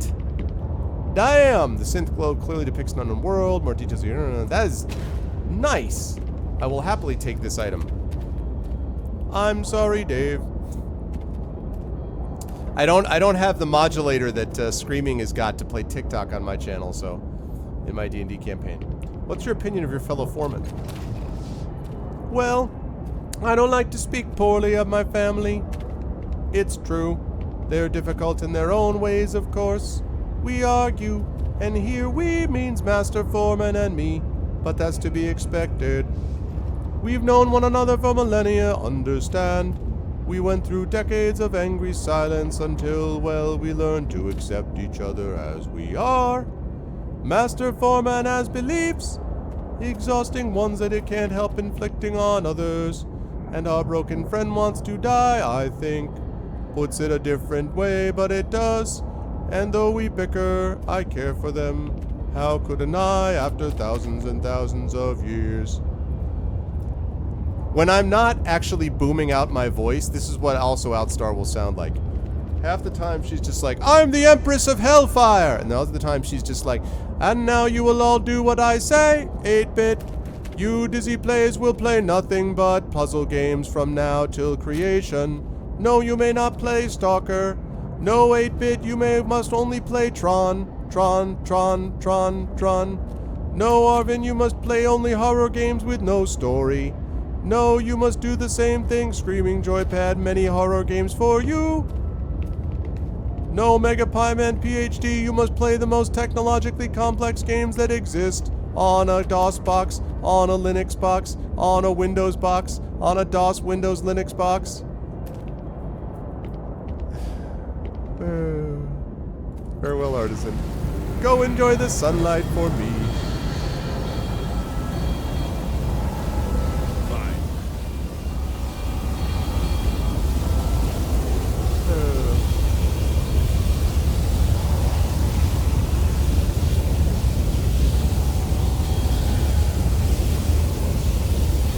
You're fired. You're fired! Okay.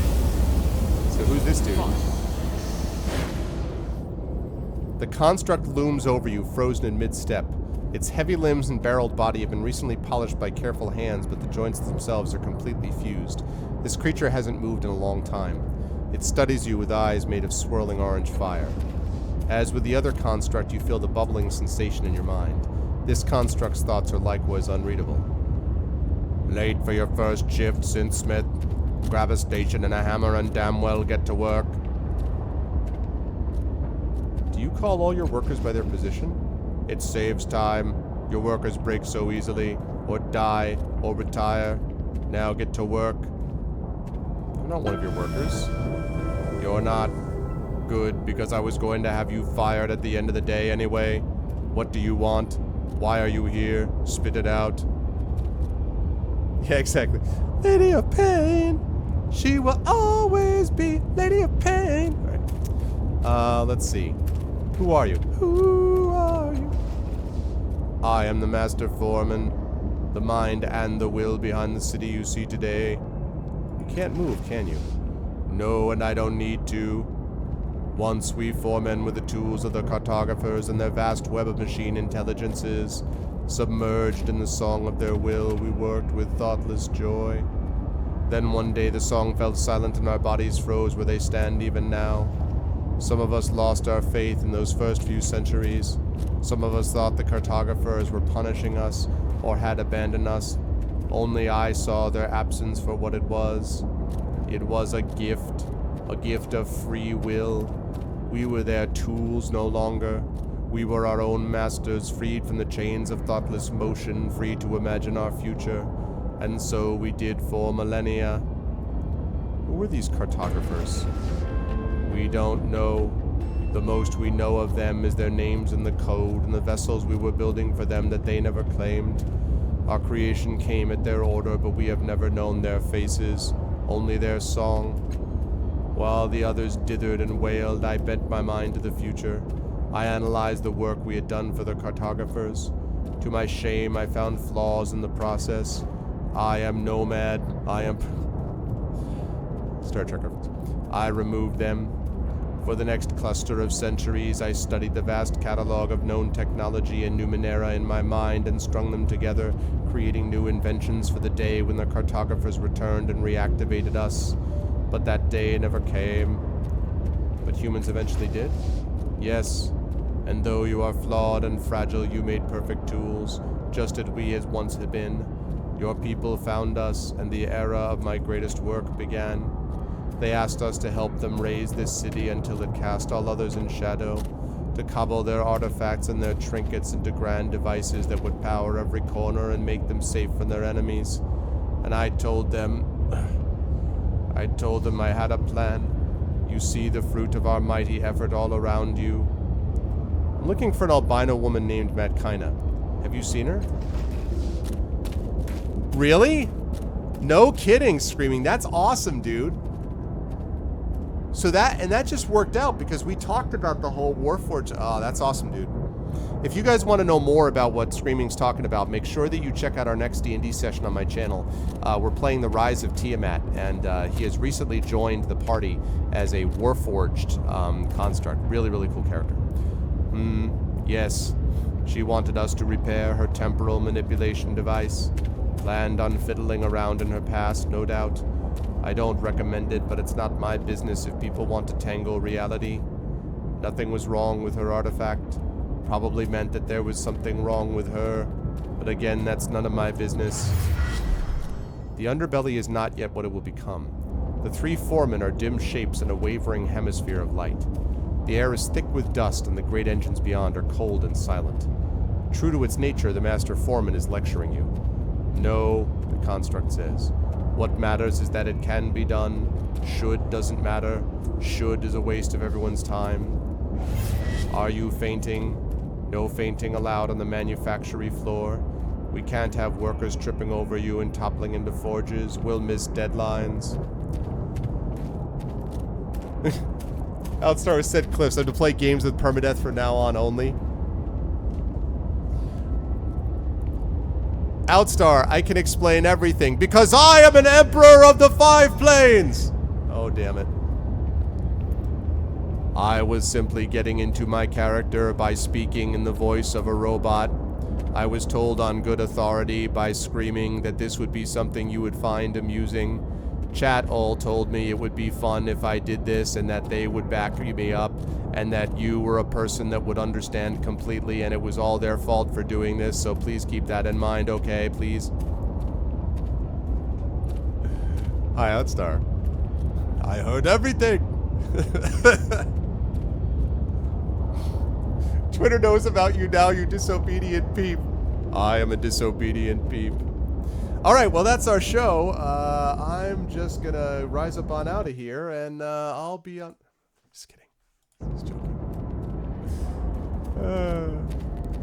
I was led to do this by Dizzy Plays who told me I should do it. Blame him for everything. It is all the fault of Screaming Joypad, Memories, and 8-Bit, and of course Dizzy Plays. They are responsible. Also, EA did something, and some mods, plus also Donald Trump, and also Rick Astley. He came to me and said, never gonna give you up, never gonna let you down, never gonna come around and desert you. Oh man, I need advice on repairing a crystalline device in the reef. Consultation A. Tell you what, bring me a piece of the device to examine and I'll count the examination as payment for advice rendered. Here you go. Remember that. Micro fissures saturated with organic fluid. Mike and Dizzy sleep in my basement. Aw, man. Alright, but I get the... If I'm going to be in the basement, I get the cot. Screaming and Dizzy have to be over on the... Screaming and Dizzy have to be in the drippy parts, you know, underneath the pipe. And, you know, Dizzy can be next to the boiler if he wants. Micro fissures saturated with organic fluid. This device of yours is alive. Well, the problem with Tom is that Tom, as you know, is only 19, so he's a minor, so he can't be treated as an adult. That's the problem. This is what happens when you cross the Lady of Stream. The first dog is Arvin. Wait, what is this? What is this now? What is this? What? What is this now?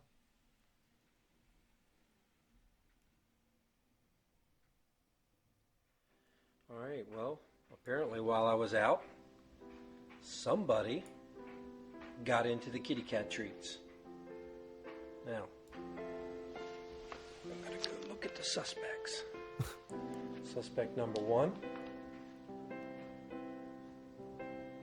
Is it you, Macy? See your face. Yeah, see, Did that's you do it. this? That's it. I'm Macy. Did you? Exactly. I don't think. I'm completely Macy. That's exactly me. That's exactly me. I am the... What's up, Takanjia? Actually, Takanjia was the real power behind the throne. He was responsible for doing this from a distance, and he told us never to tell anyone. I think it is important to blame Canada. Takanjia would like to apologize on behalf of Canada and his people for having put us up to this dastardly deed. Can't help you more than that. Growing crystals isn't my business, but those ruin diggers in the Order of Truth might be able to tell you more. You'll find them in Government Square up the ladder to my left. Good luck. Nice. We have some business for you. You need work done. If it can be built, fixed, or solved, you've come to the right place.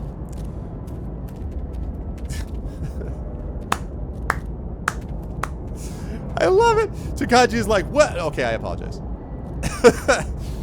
I'm Denver. You're Denver? Oh, man. You've made the right decision. What is this clip? What is this clip now? Is this what just happened?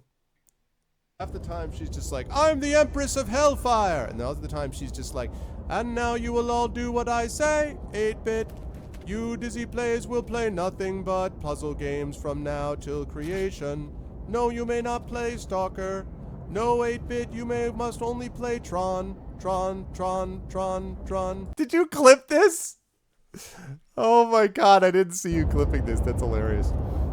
You need work done. If it can be built, fixed, or solved, you come to the right place. I need to get to an underground location. Can you make me a digging device of some kind? Yes. Stalkers, bring me the war machine casing from Z19, the intelligence nexus from B2, and the scouring claws from my personal collection. Now let's talk payment. He clipped everything! I'm always getting you in trouble. It's the good kind of trouble, Screaming. You know that. What's up, Spurs?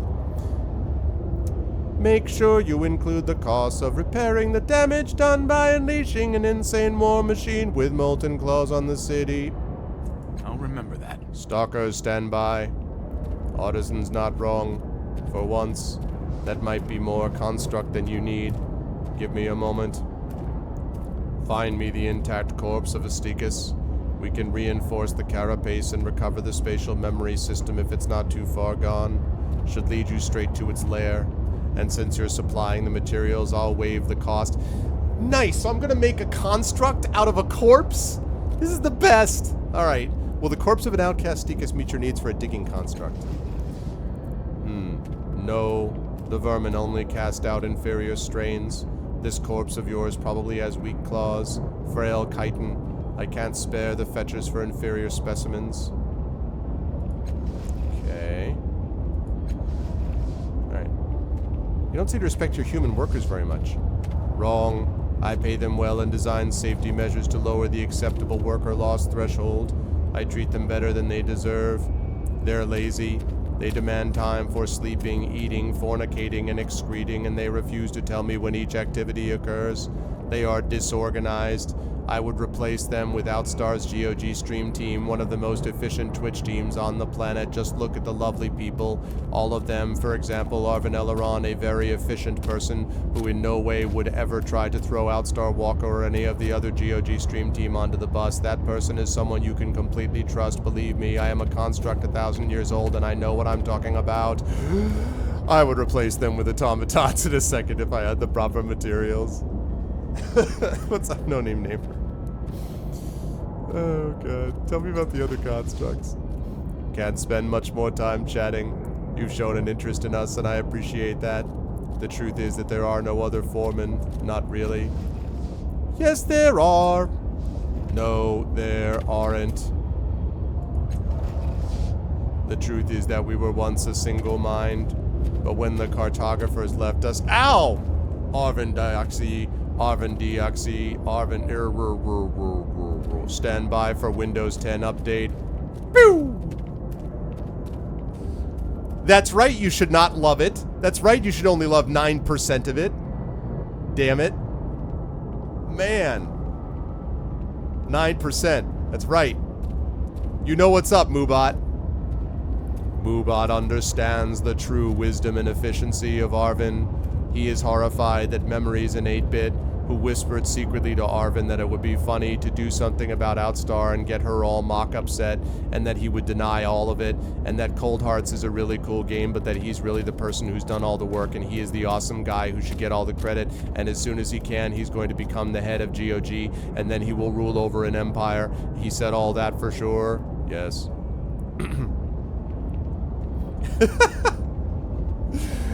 Well, thank you for the follow.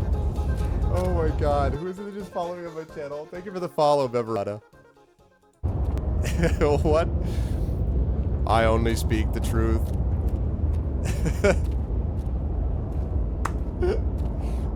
Oh man. Pools, if you will, and while theirs grew stagnant and self-indulgent, mine remained clean, untainted, pure. While the years poured past, I felt the solo ruin of the city their cartographers had left behind. It haunted me, and so I vowed to undo the damage that time had done. It is serious world building about the Gogverse, that's true. You should see it, man. That world building that happens in the green room, that is crazy stuff. I notice you haven't spoken much about the third foreman, the one with no legs. Ah, there's a reason for that.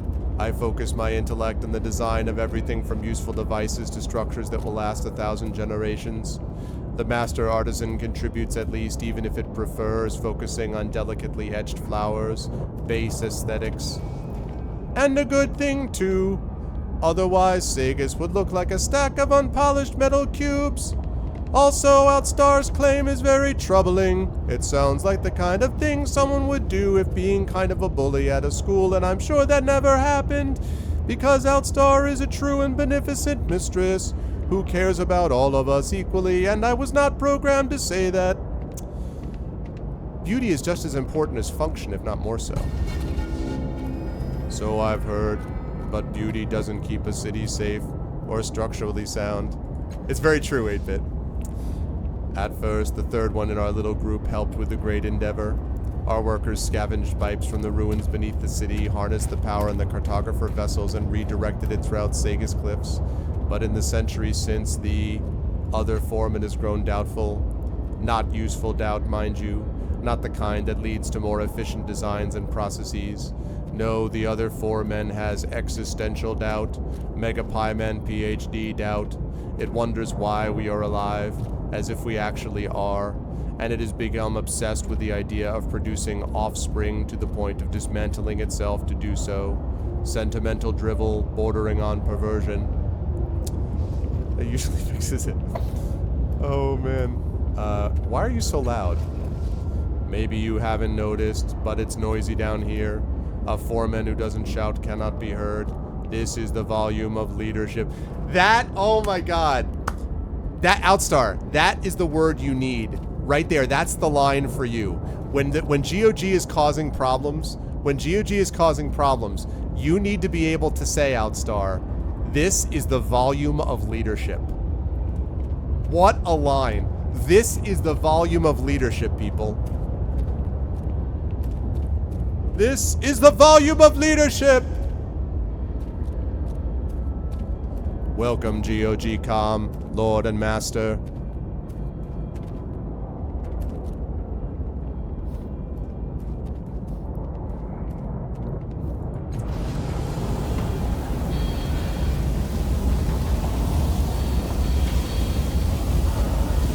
Volume, boyos. Wish we could help. Right off?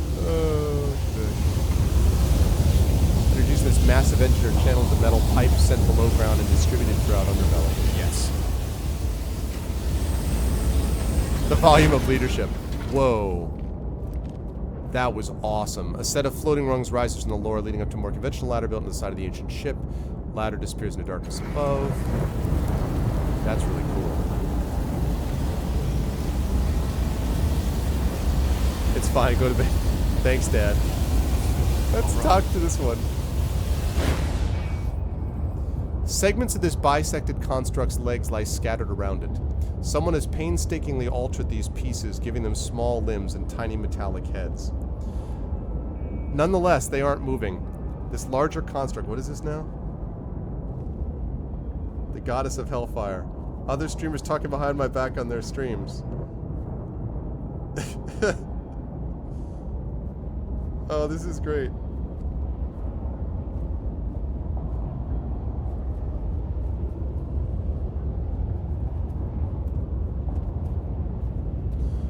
Oh man, this is the best. That's funny. I just caught this stuff on the Twitter. The larger construct's turquoise eyes flicker out of sync with each other as they turn towards you. As with the other construct, you feel the bubbling sensation in your mind. This construct's thoughts are likewise unreadable. Alright, let's see. I do not understand. Don't they want to live? The viaducts are open, the commands are received, and yet, every time I give my children life, they die. These tiny things are your children? Not anymore. Now they are inanimate and lifeless. Their adaptive personalities have been lost. I do not understand why they are dying. Oh, that's sad. I have given the subject of procreation a great deal of thought over the last century, and there are no errors in my calculations. My assistant Tarnish built my children's bodies to my precise specifications. Their intelligence reservoirs are shielded against permanent loss. And I want them to live. That should be enough. Aww. I wish I could help you in some way. It may be that you can. I have performed some new calculations and a new direction has presented itself. A new direction? Do you mean the boy band that was an attempt to fight against Backstreet Boys but failed? Making a note. My children need more energy to live, but my construction prevents me from transfers above a certain threshold, and for good reason.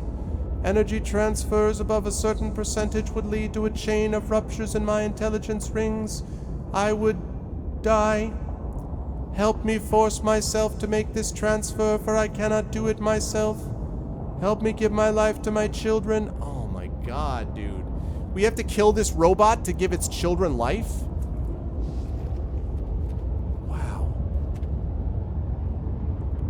Will you help me? I want to help you kill yourself. Very well. If you change your mind, my assistant Tarnish may have some ideas on how to proceed. Aw, man.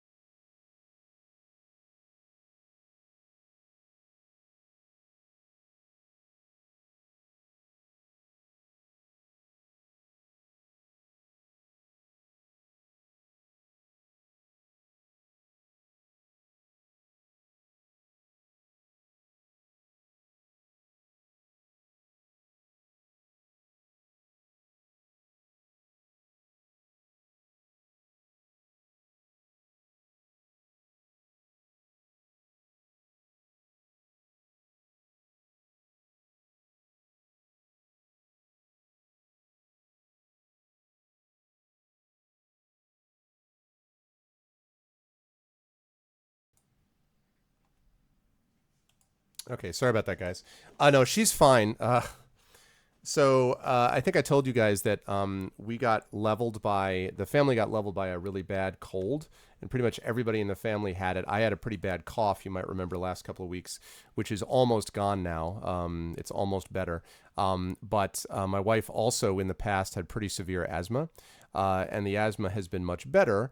Because she goes to acupuncture, she does a bunch of things for it. But the cold combined with allergies of April, which if you have allergies, you will know that's a thing, combined with having given birth 10 months ago, and that fouls up your hormones to a fairly well, including what it does with allergies for a year, means that she basically is kind of breathless when she walked up the stairs and also was trying to talk at the same time. So she wanted to tell you she's fine. She wasn't in she wasn't in awful pain or anything like that. And she's already talked to the doctor and it's fine and she'll be okay. And she's getting better very quickly. But she just was like, she was basically trying to take care of a 10-month-old down below and then walked up the stairs to ask me what we wanted to get for food. And that's why she was like, and I'm like, okay, why don't I just shut off the webcam to talk? So she's fine. And she said it was okay. So that's the deal with that. Yeah, I know she looked kind of sick, crazy. I know. That's how she felt. Asthma is rough. I mean, I do not have asthma myself, for which I'm very grateful. But anyone who's ever had it will know that it's very difficult to breathe when you have it. And the closest that I've ever come to anything like that is when you have a bad cough or something like that and you breathe in enough that you can't breathe, like you can't breathe enough to get enough air, and you just kind of cough it out. That's difficult. Yeah, that's unfortunately, as I said, it's getting better. But literally all 5 members of the family, my wife, myself, my mother-in-law, and my 2 kids, we all had this. My daughter is pretty much over it. I'm pretty much over it. My 10-month-old is almost over it. My mother-in-law is a little bit farther behind because she got it later than the rest of us. And my wife is, getting there. So that's the deal with that. I left her breathless, yes. As I always do, right? Right, Jedi? Okay. Where are we? Yes, Tarnish. So sorry about that, guys. But I kind of had to attend to my wife first, make sure everything was okay. So, yes. Yeah, exactly, Screaming, yeah. And by the way, that's actually a good chance to say to everyone that I hope you guys are enjoying the stream so far, and all of the robot voices. My name is Arvin Elleron. This is Pen and Pixels, episode 78. This is a show focused on story and narrative in games, and we are working through, at the moment, Torment, Tides of Numenera. Really enjoying this game quite a bit. We also play D&D on this show about once a month, and we should be doing that next Tuesday with streamers Pyron J, Darksaber, and the aforementioned Screaming Joypad. If you like what you see and hear, here, please make sure to follow the channel. Please make sure to subscribe to GOG.com. You get a lot of awesome emotes and stuff like that. Please also make sure to support us on our individual channels as well. We all have individual channels. We're doing individual stuff, have Patreons and things like that. And I do want to announce again, since we have more people in here than when I first got started, I'm a real thief who stole my wife's heart. I did it again. Well, I hope so. I should be texting back and forth. I know, Dragon, I know. That's what she normally does, is text me, so. But anyway, the announcement that I wanted to make was, first of all, I'm going to be playing D&D on my own channel next Saturday, so you guys should check that out if you get the chance. Also, on Friday, I'm going to be on my channel doing, Friday evening, I'm going to be doing a special radio voice play, a voice-acted radio play, starring my team of our vocalists, which is Russ Guberman, an improv guy from Los Angeles, Rob from the Game Crashers channel on Twitch, a musician and voice actor, BB Wolf, a voice actor and artist on Twitch, and of course a Twitch streamer, Trendane Sparks and George Ledoux, both professional voice actors, really, really good ones as well. And that's my voiceover team, and we on Friday are going to be doing not only 1, but 2 Sherlock Holmes radio plays. So I made that announcement for the first time tonight. If you want, remember me playing Testament of Sherlock Holmes on this very show, on this very channel, we're going to be doing 2 Sherlock Holmes radio plays with sound effects and the whole 9 yards. So if you want to check out some awesome Sherlock Holmes action, definitely stop by on my channel Friday at 8 p.m. Eastern Daylight Savings Time this Friday. And I think you guys will enjoy it. I think that's Friday the 28th, if I'm not mistaken. So yeah, definitely check that out, and I wanted to make that announcement because it happened. And I'm going to be with you guys until, for about another hour or so, until 7 p.m. Eastern, and then I'll be giving way to Chrono Wolf, who is going to be playing, who did the music for Icarus, the audio drama that starred Trending and George. And he's also going to be doing SimCity 2K plus 3K tonight, so make sure you stick around for him. Now, he jumps when you draw on a breath to speak. Yes? What? Ain't you a quiet one? The under foreman makes more noise than you. You should hang chimes from your ears to keep you from surprising people. What do you need? What's a foreman? Well, they are. The constructs. They're frozen in their tracks, but they run this place together. What do you do here? They are all doing I may be doing, like, the announcer voice, Jedi, like, which is the very, like, just the sort of, welcome, the, you know, today, coming to you live, 2017, from the interwebs, we are pleased to present to you, something like that. Like, I might do the announcer voice, but other than that, they are doing the voices. I got 5 of them, and they're, the five voices is enough, so they will be doing them. But they've all been cast, they've all seen the scripts, and as I said, we're going to be doing 2 Sherlock Holmes radio plays, so you definitely want to check that out. I take care of my master, the under foreman. There used to be more of us when he was making things, but when he lost interest, the master foreman hired them all, offered them more. Happened a while back, but I don't forget a slight. He's a good foreman, maybe the best. He didn't have this fool idea in his head. Let's see. How can I give the foreman's life to its children? Making a note. I know you're trying to do good, so I'll tell you what I know, like he wants, but I wish you'd leave this alone. He's right that killing himself is the only way. His body ain't the problem. Oh, it's your birthday. Nice, dude. Nice. Happy almost birthday. That'll be awesome, man. His body ain't the problem. It's something in the way his makers made his mind and spirit. Keeps reclaiming the energy he gives the children. Maybe it ain't my place to keep him from what he wants. Damn I'll waste, remember though. that. Now, releasing all the energy at once is possible, but it ain't easy. You might try talking to the Porter of Truth before you get started. Might be they have some extra tools that'll help you on your way. How do you feel about your Updated my master's journal. goal? It's a fine thing to want children. Wish I'd had them myself. Too late now, of course. No ladies knocking down my door. Of course, when people have children, it doesn't come at the cost of their lives most of the time. And that life doesn't belong to a creature that's older than oceans. It's a shame and a waste, but he wants what he wants. He always has. Doesn't mean I won't miss him. What will I do if he goes? I know it's selfish, but how long have you worked with the foreman? Couldn't say. On my first day, I'd already met my wife, but she was still married to what's-his-name, with the fishhook tattoo, and I hadn't lost the finger and grown it back yet, so 70 years, give or take. I should retire, but there'd be no one left to mind him if I left. What would I do with myself, anyway? Let's see. Why do you keep calling your master he? I've worked for him a long time. Guess I stopped seeing him as a thing and more like a him. All of us have our little ways. Even him. Alright, so I'm gonna have to find information if I really want to kill this guy off. Which I don't want to do, but if that's what he wants... I don't know. There's a lot going on down here. Of course.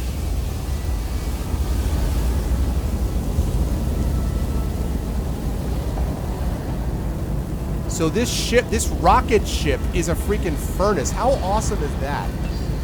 Look at that. The rocket ship is a furnace. Oh my god, man. That's super cool. Alright, let's go talk to Mikella and then deal with the Stika stuff here. And then we can worry about the Dendro Chapel and stuff. I'm ready.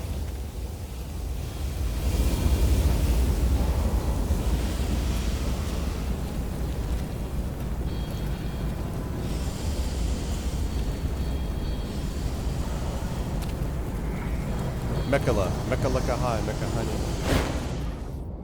In a stall filled with all manner of dusty parts, connectors, and strange devices, a woman tinkers with a half-assembled power source, peering at it through spectacles that have several adjustable lenses. Her long white hair is disheveled, and the skin of her thin frame is marked with small scars and burns. She looks up curiously as you approach. Alright, here we go. Welcome to Michaela's Mechanicals. I got a bunch of broken stuff and a few things that work. You want any of it, you let me know. Where do you get your stock? Trade, mostly. Your friend Allegern there brings me things now and then. Hello, priest. McKella. I get stuff from little Manth, too, though sometimes his stuff's too hot to touch. Even a few things from the Stika, if you can believe it. You trade with the Stika? Now and then. They dig up all kinds of things in those tunnels of theirs. Picky about what they trade for, though. Only want things that'll hold a lightning charge. Flash packs, generators, that kind of thing. Which is weird now that I think of it. Because their eggs hold a charge. Like little batteries they are. I've even converted a few of them to power things. Although don't tell the Stiku that. Be like using a baby for firewood in their eyes. That sounded like Outstar. Yeah, you can stop impersonating Outstar now. Wow, Takanjia, wow. Yeah, exactly. I love all the repurposed stuff screaming. I love it. I love it. Shots fired, Takanjia. Let's see. Do you know a woman named Metkina? Pale skin, hard looks. Oh, I know that one. Carked and twitchy. Wait a minute now. Carked and twitchy. Grey Old Gamer is the best voice, sorry. Hey, listen, Grey Old Gamer's voice is tremendous. I do want to say that this voice that you're hearing now is my actual voice. Neither, this is my voice, I like to do it like, or this is my voice, or this is my voice, or, hey, what you think of that voice? My voice is actually this one. So, lest you think that it's actually this one, this isn't my real voice. Asked me to ken the workings of some weird old device she had. Obsessed with it. Like it was a bit of sniff and she a slave to it. Never seen the like. You seem like the kind to be interested, so I'll tell you. It was a jagged, knobby thing, black and evil. Little warts all over. She seemed to think it could help her remember something, but I even couldn't figure if it was on or off. Near to killed me when I couldn't make it work for her. I'd have been mad except I saw how sick she was with it. Shaking, tears, the whole lot. Sent her on her way and wished her luck. She'll need it, poor thing. Whew. Alright. Let's see what we got. Leather helm. Micro mesh.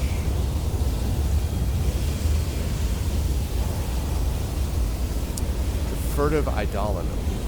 Okay.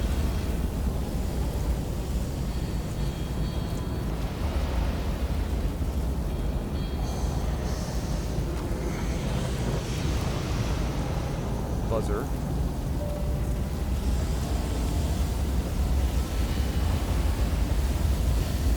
Hold on a second.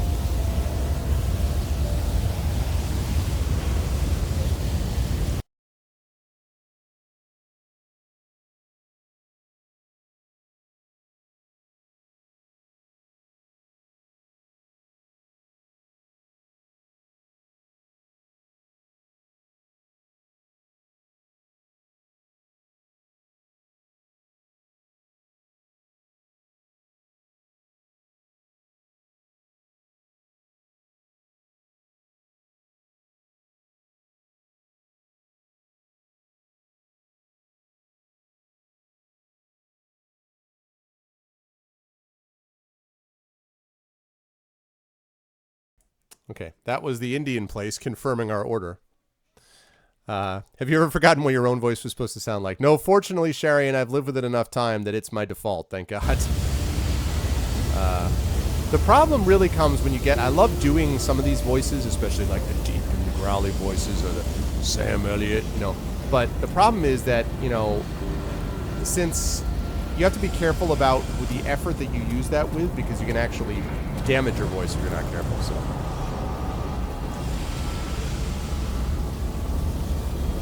They wanted to replace James Earl Jones. Well, that's because Grey Old Gamer is always sounding like this incredibly deep, powerful voice. And then he laughs like this chuckle. He's clearly been wasted here with his work when he could have been doing the work of James Earl Jones. Pretty impressive. That could be photoshopped into Arv's head for the right price. I wonder who would do that. Okay, so I want this heavy crossbow, for sure. Sign me up.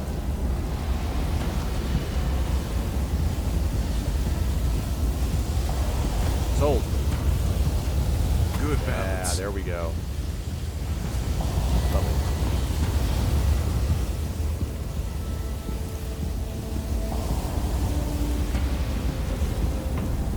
A hideous facade is carved into the rock. It depicts corpses, giant maggots, and a ghastly woman who feasts upon human limbs. All right. Before we deal with this, let me just check here. After the crippled foreman transfers its life force into its children. Okay.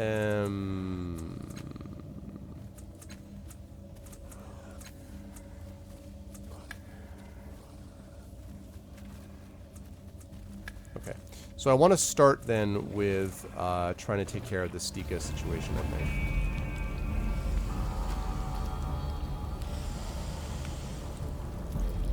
Yeah, you know, it's funny, Crazy. There is a way to do it, but it's very difficult. I think I've talked before. Oh, this guy has been interesting me for a while. Helpless headless man. Wait, stop. Fine. Fair enough. He doesn't talk to me because he's headless. Wow, okay. But my mother was, I think I've talked about before, she was a professional singer and an actress. She was on, she was basically doing Broadway shows in the 1960s. She was in the traveling company of The Sound of Music, was the big show that she did. And so she used to talk all the time about breath control and about the way to keep your voice so that Broadway actresses and actors who would do performances night after night after night after night after night had to be able to do that without blowing out their voice every day, right? And so they managed to do it. So even death metal can be done if you have the right kind of control. Okay. This violet-skinned visitant paces back and forth before the cavern's opening. It wears fine clothes that serve to accentuate the tall, thin crest on its head. A symbol has been painted on the crest, mirroring the insignia marked on its chest. Its clothes are finely tailored and well made. The name of the creature... Oh, speaking of Dragon Spear, by the way, I'm sorry. I wanted to say that we've had a couple of your Mamools, Dragon, and they actually are pretty good. We kind of like them. So thank you. Dragon Spear sent me a bunch of Mamools, this Middle Eastern pastry with dates in the middle. So we've had a chance to try them, and they're not bad. They sort of... The people said they taste a little bit like a Fig Newton, but it had been so long since I had one I didn't remember. But thank you, Dragon. So my family passes on its thanks to you. Thank you very much.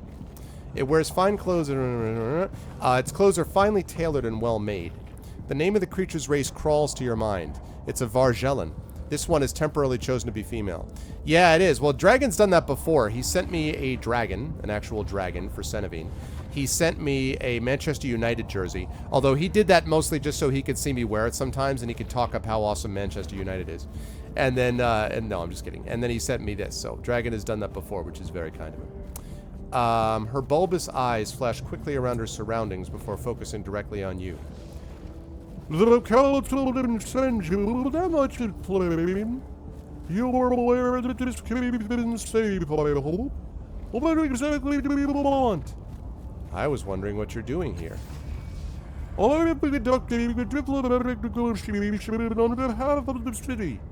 Unfortunately, I am not dealing with a reasonable species. I have made no progress at all. David is wasted in this miserable tunnel, and I have nothing to show my superiors. This cave isn't safe? I know. Well, now, it's now that we're getting on to later spring, Dragon, and the weather's warming up. Now I can wear short sleeve stuff more, so it'll work there.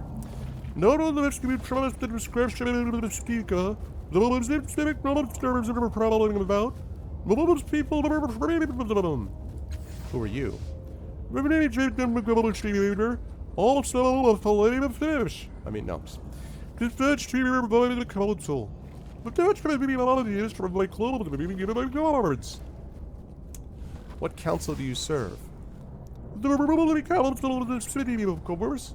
The heads of the slave families. You know what's made me to save this place? Maybe I can help you negotiate. Development football. But you will have other criminals like you. The circumstance is called for a new tactic.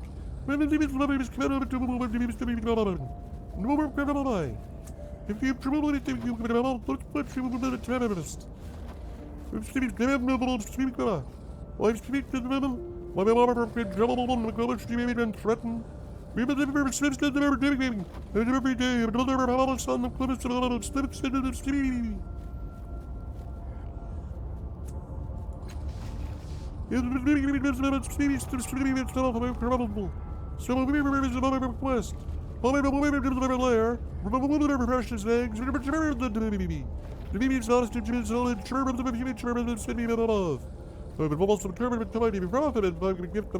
Wow.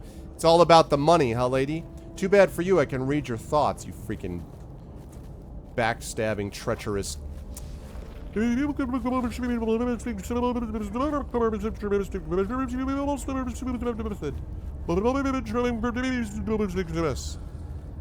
Talking to a fan. Making a note. I think I can help you.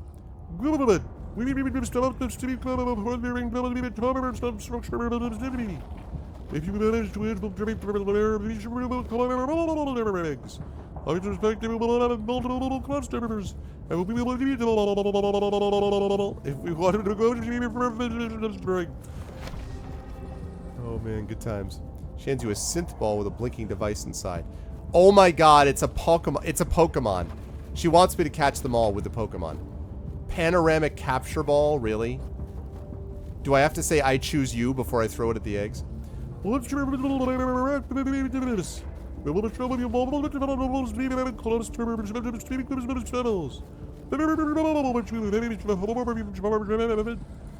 Some questions before I go.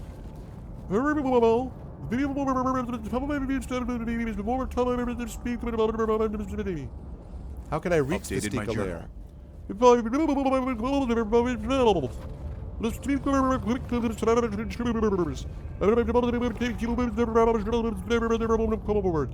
and all of course of the finish.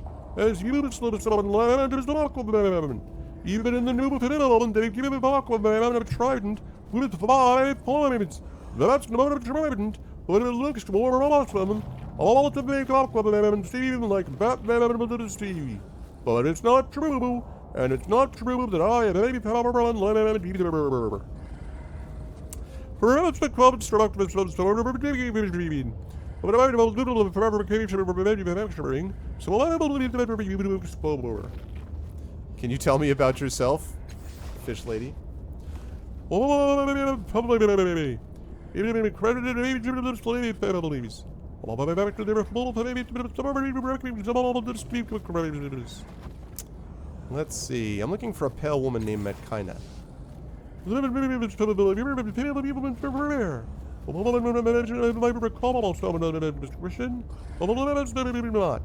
Except in her thoughts. Okay. You are familiar with Metkina, aren't you?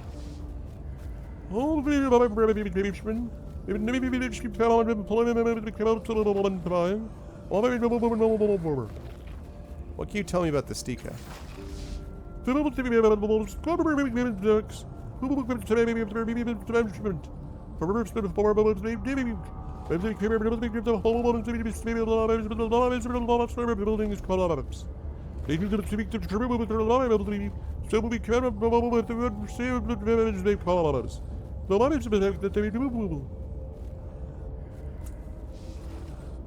Alright, let's see. Where did the Stika come from? They're kind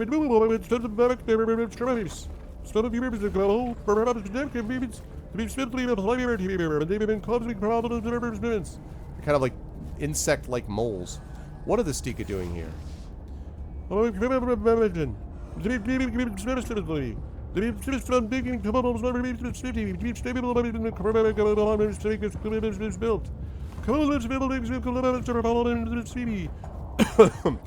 More so than there's more based on the discovery constructions, no many the problem is especially maybe the local citizens of the Okay, so how do you communicate with them?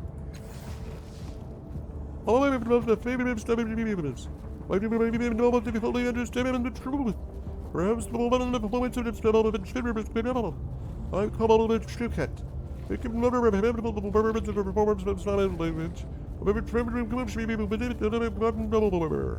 Okay. Other questions? Tell me anything more about Stika. I think we did that already. Other questions? You mentioned the slave families. Who are they?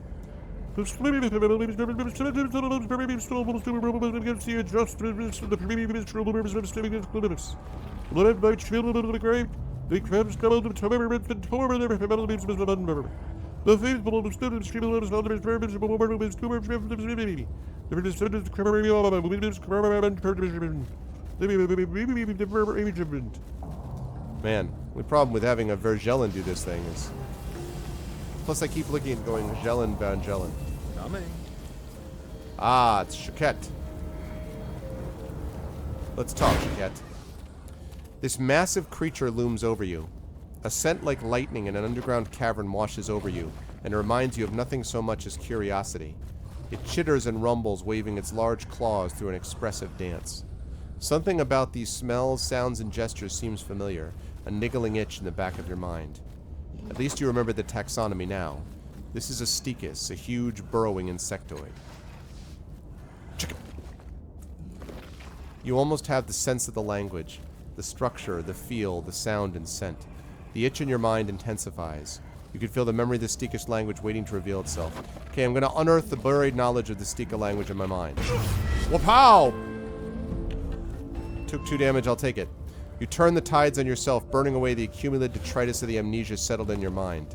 Light flares within your vision, Mandelas dancing before your eyes, and a host of images flickers through your memory. You see yourself interacting with the Sticus, exchanging hand signals, a small box between you translating your words and thoughts, forcing your muscles to react.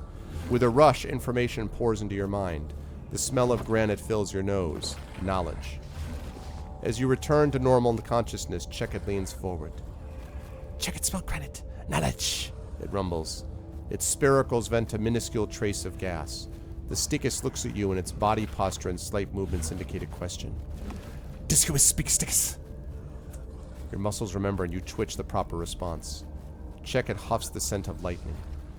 Never speak Checkett to humans so. Heard memory from elder, not believe. Human won't such it. Imagine, grub thick like Sticus. Speak smart.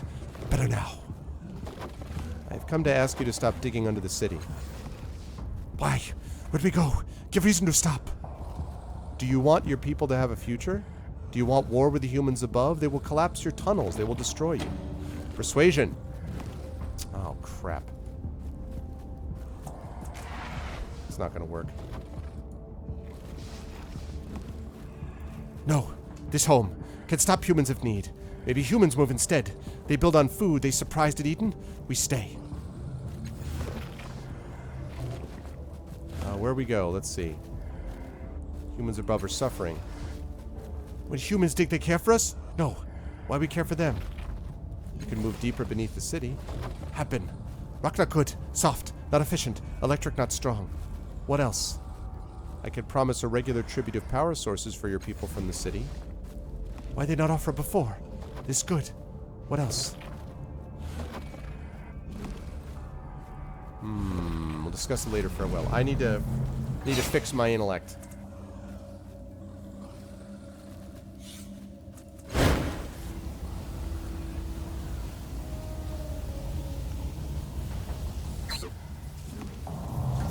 Oh. Yes.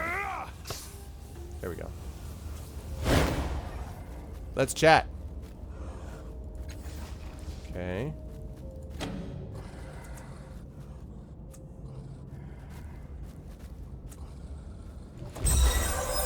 Nice. Alright, we did it. You would give good reason. Yes. Stika come I'll remember that. Stika move deeper, burrow to lesser rock. Starve for human's sake. Not fight with humans is better.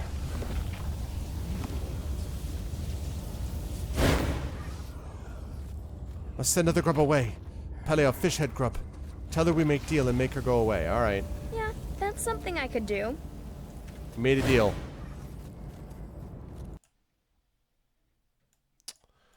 Oh, well, look what's frozen. If it isn't my chat program that's frozen. Yay! Where would we be without a frozen chat program? I wonder what was going on. Oh, man. Alright, give me a second, guys. Sorry. I had a feeling that was going to happen. Ugh.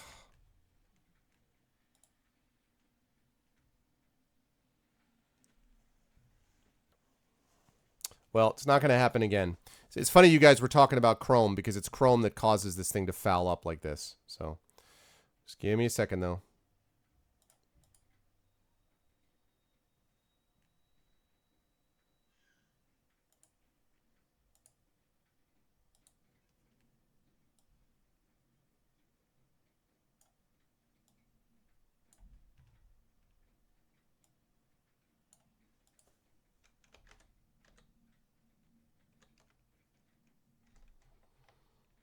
Okay. Sorry about that, guys. Just going to recapture this. Chrome does not like playing nice with my chat programs at all. At all. At all, at all, at all. Does not like it.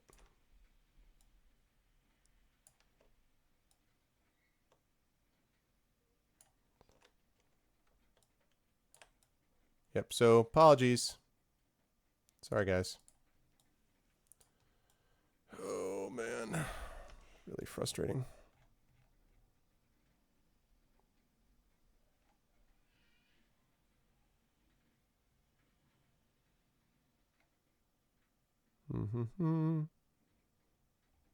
Sure, that's all functional. Good. Lovely. Okay. Let's see. I hope you baby. I have news about the Stika. Good news there, Travis. I've handled the negotiations of the Stika. I convinced Checkit that digging deeper would be a benefit to both the Stika and the humans. There's no need to steal their eggs. You will have to eggs with them. Excuse me. How will we enforce their exile without that leverage? Following. We could work to this for now. We will tell our dimension another solution. I'll remember that. Did you promise them anything else? I told them that the city would send them a gift of electrical Numenera from time to time. We wish we would have done that, but perhaps it is the only way we will achieve optimal results. Very well. We will achieve your objective. Good, see ya. See ya. Wouldn't want to be ya.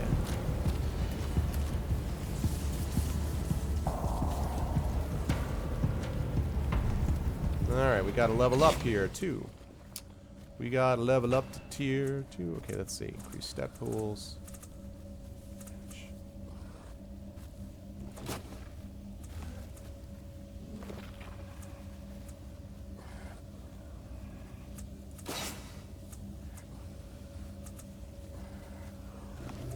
Yeah, none of that is useful.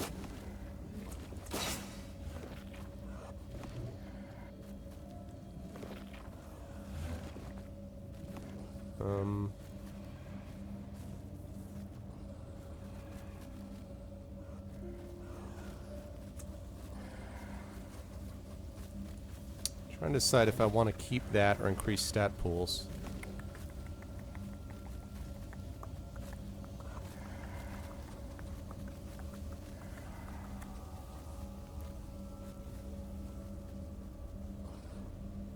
Could quick finger it or increase the edge.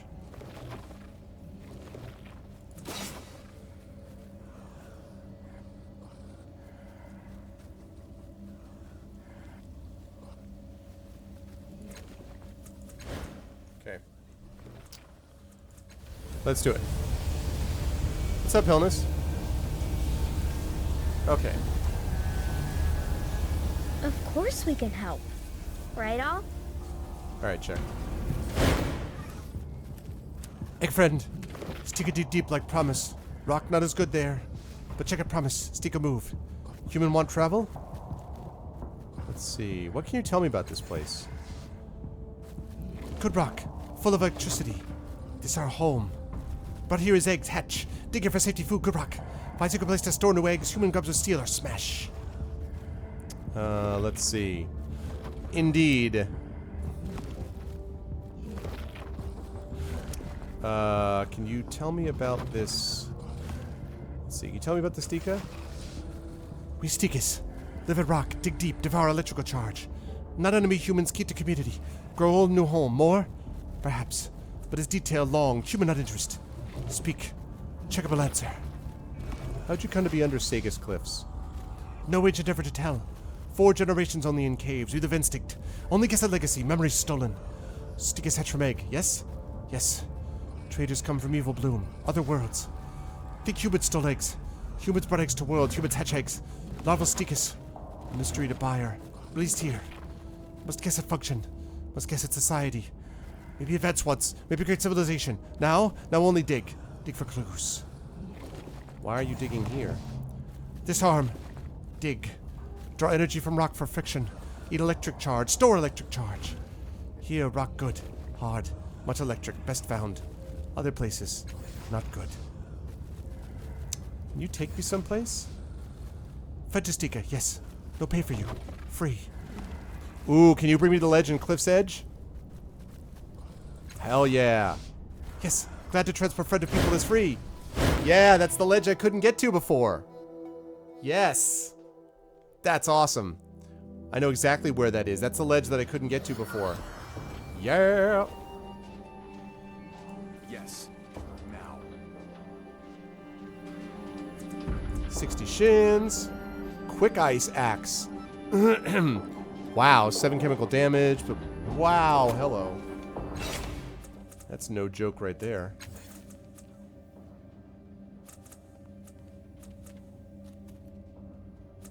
Eight-fingered mace, huh?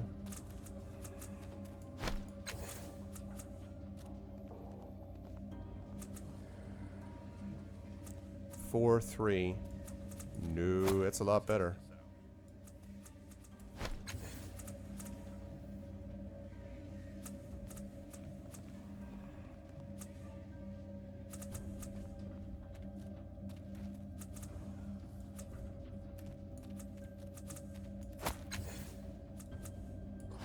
Have a mace.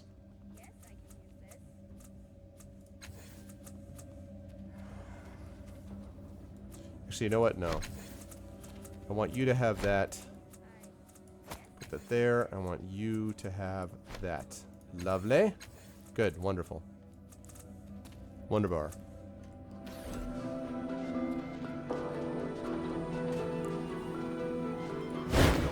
Okay. Alright, let's see. Let's examine this device. An ovoid opening lined with a metallic wire mesh dominates the front of the device, and through it you catch the faintest glimpse of swirling liquid. Atop the machine rests a dome of translucent material in a brilliantly lit sphere. Let me examine the wire mesh. Mesh appears to prohibit direct contact with the fluid jostling around the device's interior. Curiosity must have gotten the better of someone, however, as a line has been sliced cleanly through the bottom of the mesh. The opening created by the slash appears roughly large enough to reach an arm into it. Let's wait first. Examine the dome. Closer inspection, you notice the dome contains what appears to be a human brain, but it's several times larger than a normal brain. It floats serenely within the enclosure, pulsing occasionally, but you can find no way to interact with it. Okay, let's examine the sphere. Glowing sphere appears solidly attached to the rest of the machine. The light dims as you move your hands close to it. You spend a few moments moving your hand all around the sphere, and eventually you discover its light seems to dim as your hand gets close to a fixed point directly in front of it. Sphere's light dims, then brightens again as your hand completes the motion. From within the machine, you hear the strangled sound of evacuating liquid. The constant humming sound of the machine is stopped. Tap the dome. Oh. So, pass your hand in front of the sphere. Reach through the opening. Your hand splashes into an oily fluid as you plunge it through the hole in the mesh. As you probe around the interior, you momentarily feel something solid brush against your hand. You blindly grope for the object, but it proves quite difficult to grab.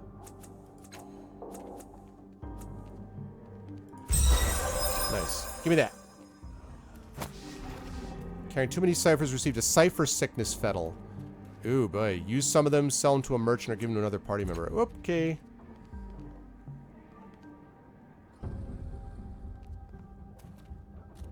Cancels the next negative fettle. Deals 5 chemical damage to the attacker. Protects the wearer by absorbing any status effect from the bloodstream, converting it into a weapon. Wow, okay. That's pretty cool.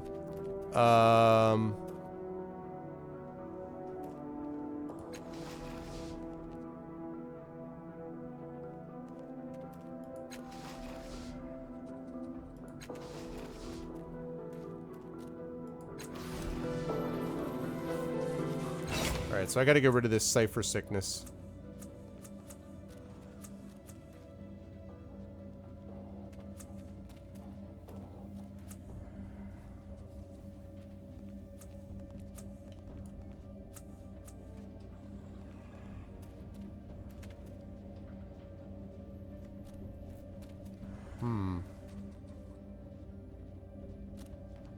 Alright, I'm gonna have to do something about that.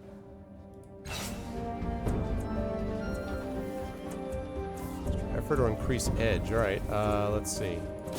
Let's increase edge, but intellect. My understanding has increased.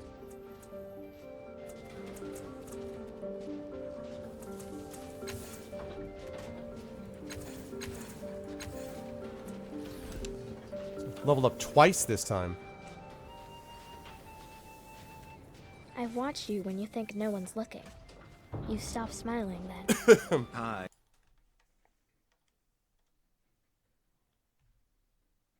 Never think no one's looking. That's my handsome friend. Okay, cool.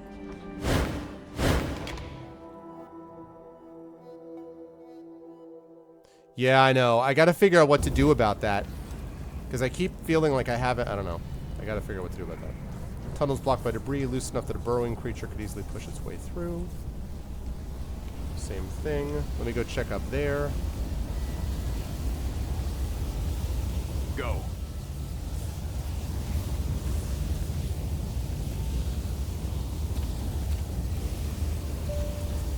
Nice.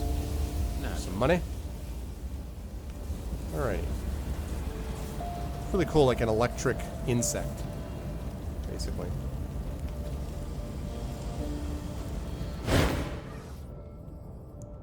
Alright. Take me someplace under the city. Let's see. I heard the changing god at a sanctuary underneath the city. Actually, what do the Stika use shins for? Hubitzel Numenera. Call self Makella. Trade shins and other Numenera to Stika. Stika trade shins for Numera, good for dig. Melt into walls and tunnels, make stronger. That's why shins.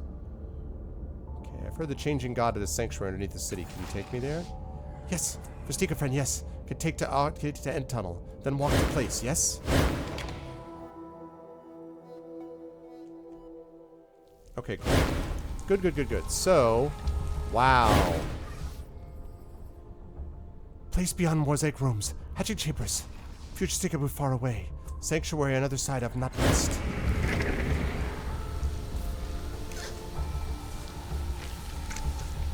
Updated my journal.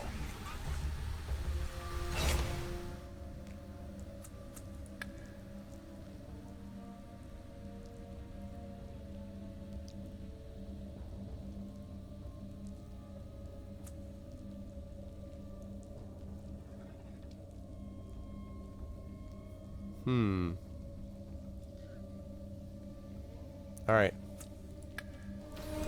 This way I don't have to kill off the Stika to make a digging automaton, so... Yes. Yes. Warm sinews of light lace the wall, spiraling into the base of a hollow statue. It gleams in the same color as the glowing strands. Faint scratches along the base about the size of a Stika's claw suggest they hit the statue while tunneling and could not extract it. Round tubes with apertures of varying sizes connect to a central drum. A soft breeze from the newly dug burrow behind you hums over the openings. The gnarled metallic veins running through the rocky walls deaden the noise from the device. It's unlikely to be heard outside this room. Okay. Drum.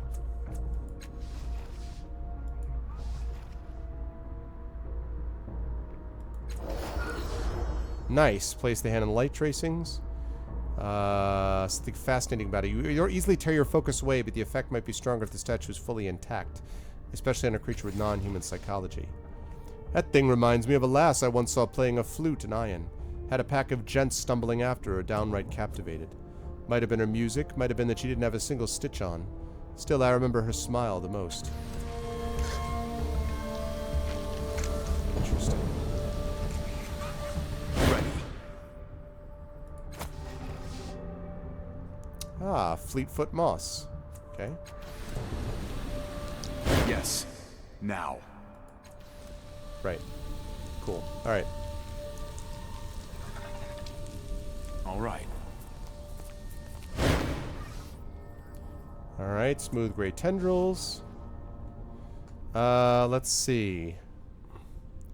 An inky blank tendrils with sparks darting from its tip extends from the blossoming, tightly bound creepers. You might be able to pull it free from the vine. Let's try to find the grain of the vine and pull it against it.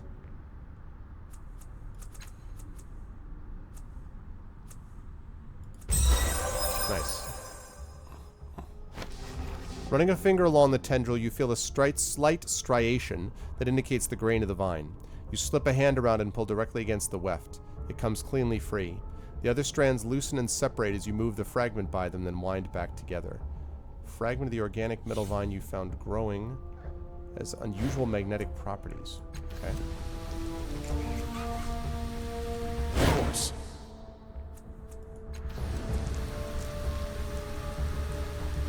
Let's go. Oh, Yes. Yes. it's super cool.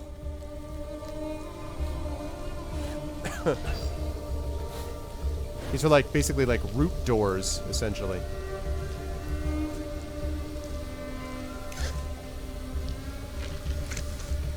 Yes. Now. Sure enough.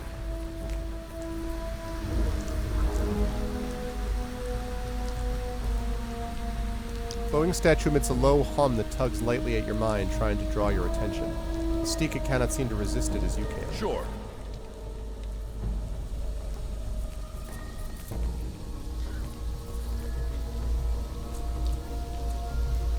Odd gloves. Okay. All right.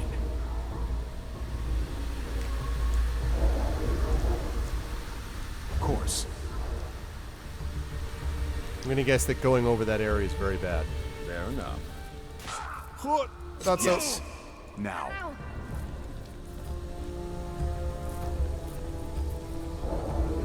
Better have been worth it.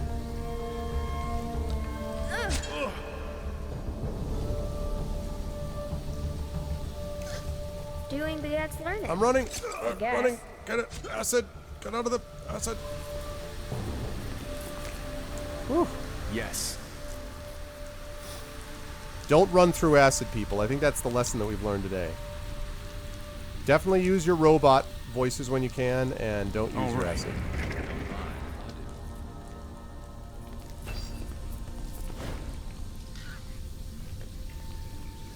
I'm going. I'm going. Device is larger and more pristine than the other statues you found in these tunnels. Two rounded drums are driven deep into the stone floor. Traces of light swirl in dizzying patterns across their surfaces, nodding in and around each other in tight gyres. Those glowing threads are similar to the ones in the other statues you've seen, but much more complex. An almost inaudible hum permeates the air around the machine. Try to strike the drums.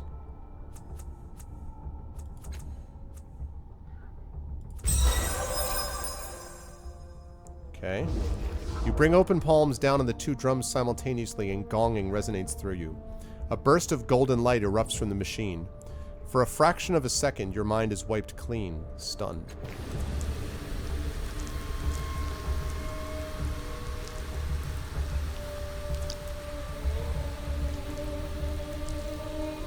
Of course. Okay. All right.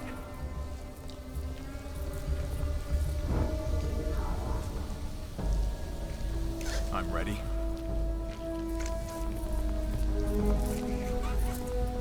The hell is that? Brood's ears? You can suddenly hear through the ears of another being? Pulling out the earplugs and reinserting them into your ears links you to a different individual. Overheard speech seems to be completely incomprehensible and alien each time, so the target individuals are probably distant in space or time, or both. Damn. That's pretty sick.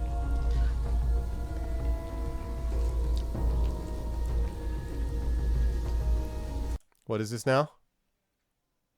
Always trust your inner robot.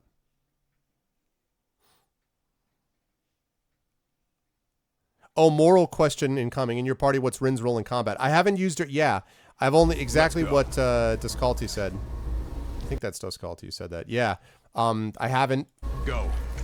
I haven't. I've only been in the one combat, so...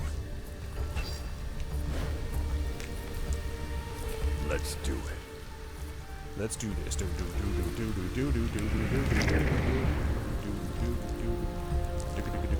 Let's go.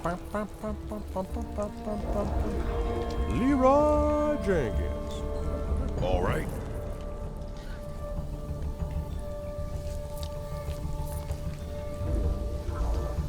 Yes. Now. All right. So that takes care of everything. Guess that this is the buried crossroads to Underbelly. Well, I All really right, hope Ren, you can do this. that this is going to lead me to the Changing God's Sanctuary.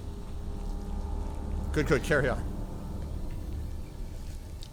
I'm going.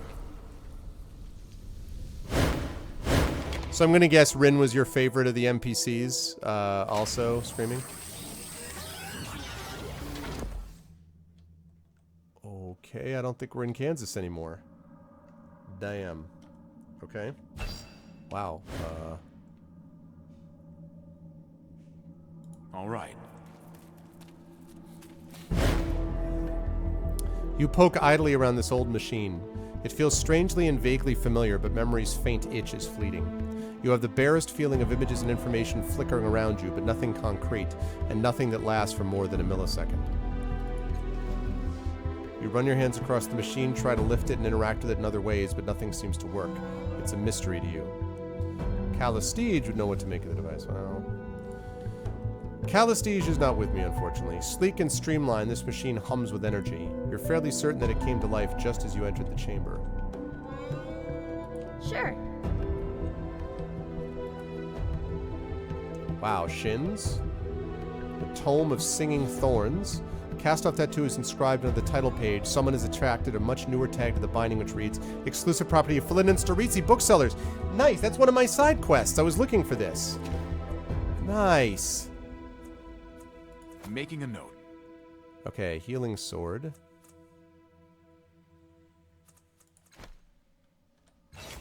That's awesome. Okay. Also, this thing is going to be super useful. Let's... I think this is going to be more useful than what he's got. Yeah.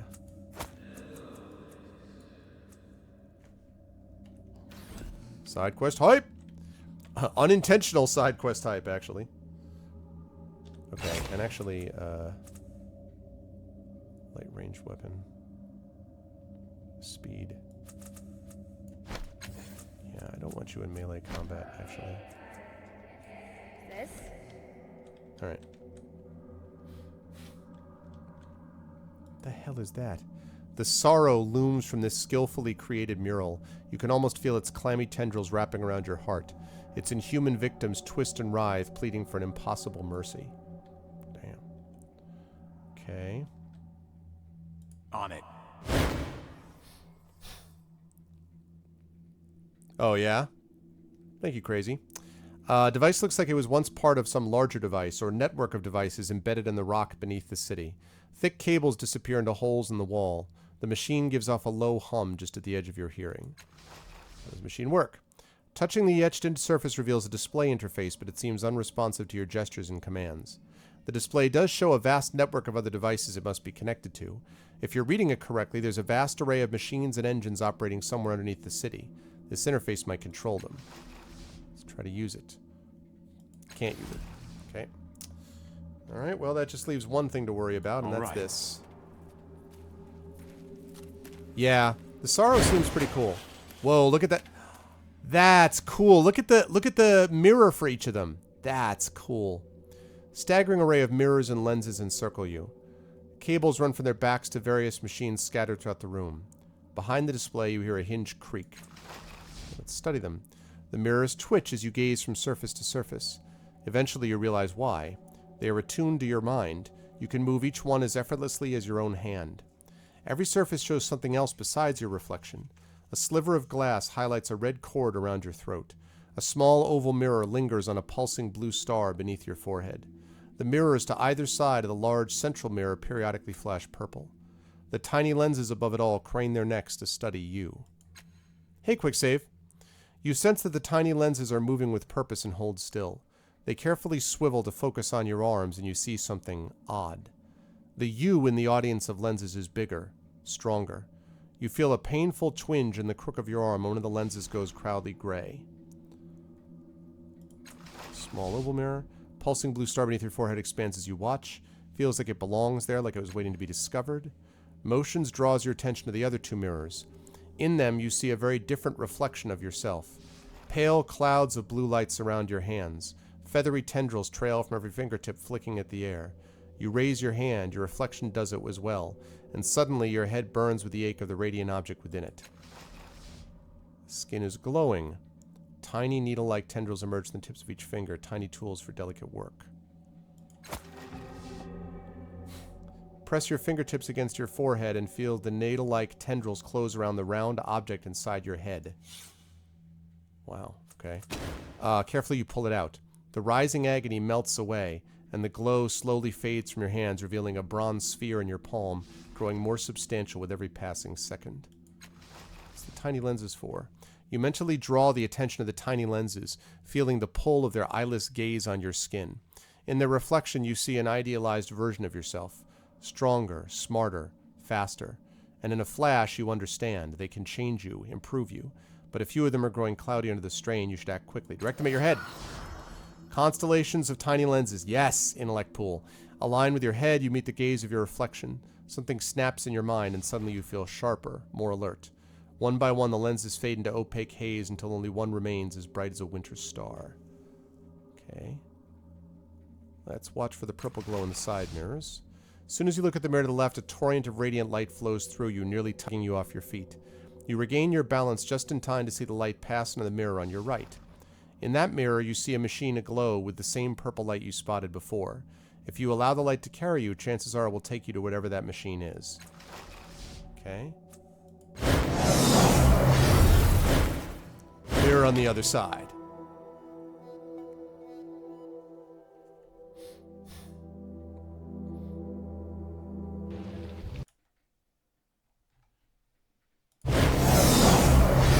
Whoa, hey there. Oh, interesting. Interesting. So I can return to Mapper in the underbelly, but first, I can turn this in just before I do that. Okay, Circus Minor.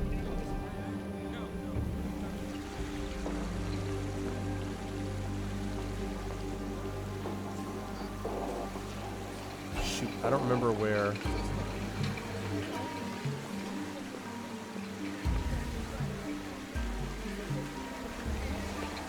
This is Circus Minor, but I don't remember... Alright.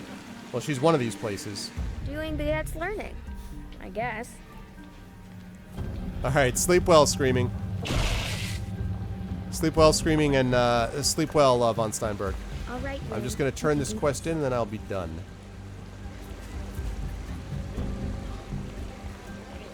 Oh, no, I remember where it was. I remember where it was. It's up here somewhere. Yeah, I remembered. Alright, Felinda. Got your book. The thief returned. Felinda wondered why, but did not ask. I'll remember. Here's the tome of Singing Thorns. Felinda snatched the book from the thief's hands. And yes, it was the same book. Still sealed, still worthless, still priceless. As a reward, Felinda invited the thief, the customer, to take one of the merchant's more ragged books as payment. Stock space was limited after all, and the customer would be doing Felinda and Storizzi a favor. That was, after all, the purpose of the establishment. I don't think I did. I don't think I did.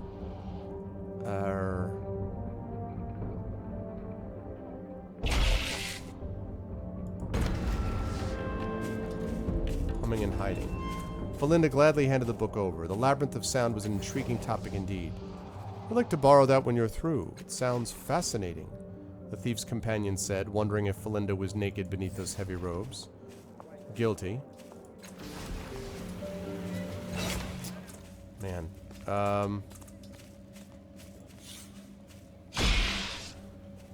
Let's see. I will not tell you why I found myself lost within the crumbling tower of Casmus Gaul, nor will I speak on the state I found myself in or who was with me. Promises were made in the spiraling depths of the labyrinth of sound, promises I intend to keep. Instead, I will tell you of my escape from that echoing prison. See, I figure if I happen to be sent there, that might actually help me escape from this place. But Krasha, you might say, I know enough of the labyrinths to say that it is but a dark room navigated by music rather than crude movement. Furthermore, it is deserted. One will not, for example, stumble over bands of thieving murden there as you did in your thrilling account of the crossing of Deep Vormask. To this, I respectfully ask you close this book and explore the labyrinth of your own, bereft of my guidance. You will find the melody-scarred bones of my friends still cooling there. You will stumble over grotesque evidence of the choices I made to escape those lightless halls, and you will see how far your rudimentary knowledge will take you. Otherwise, remain silent and read on. Very cool, but unfortunately, my friends, we will have to deal with more of that in the future. But this was a lot of fun. We got a lot done today, and I am very glad that we were able to get all of that done because there was a lot of work that had to be proceeded on. That's not what I meant to do at all. But I have to, unfortunately, rise up on out of here because our good friend Chrono Wolf is coming to you now with a little bit of SimCity 2K plus SimCity 3K, and I'm not entirely sure how he's going to do all of that, but I'm sure he will manage it with his usual flawless demeanor, as Chrono Wolf always does. I want to thank you guys for hanging out with me today. This was a lot of fun, and I only got in just a tiny little bit of trouble with Outstars, so I think it'll be fine. If you guys like what you saw and heard, please make sure to follow the channel. Please make sure to support the channel by subscribing to GOG.com. I will be back on my channel again on Friday. Remember, Friday evening, the Our Vocalist, my voiceover team, with a special broadcast, a radio play of Sherlock Holmes, which is going to be a ton of fun. So please make sure to check that out. It's going to be good times, if you can do that. Otherwise, I'll be back here a week from now. Also, D&D on the weekend on my channel too. But I'll be back here a week from now on this channel at 4 p.m. Eastern for D&D with the GOG stream team, Storm King's Thunder. Hopefully this time we'll actually get it done so we can make it happen. Thank you to all who were here checking this out. You guys are the best. I appreciate it very much. I'll catch you guys in a week on this channel or sooner than that on my own channel. But now, stick around, please, for Chrono Wolf, the awesome sauce person that is Chrono Wolf, and check him playing out SimCity 2K plus 3K at the same time. That's what he said. I'm impressed, so we'll see how he does it. Thanks, everybody. You guys are the best, and I'll catch all of you people very soon. Have a good night.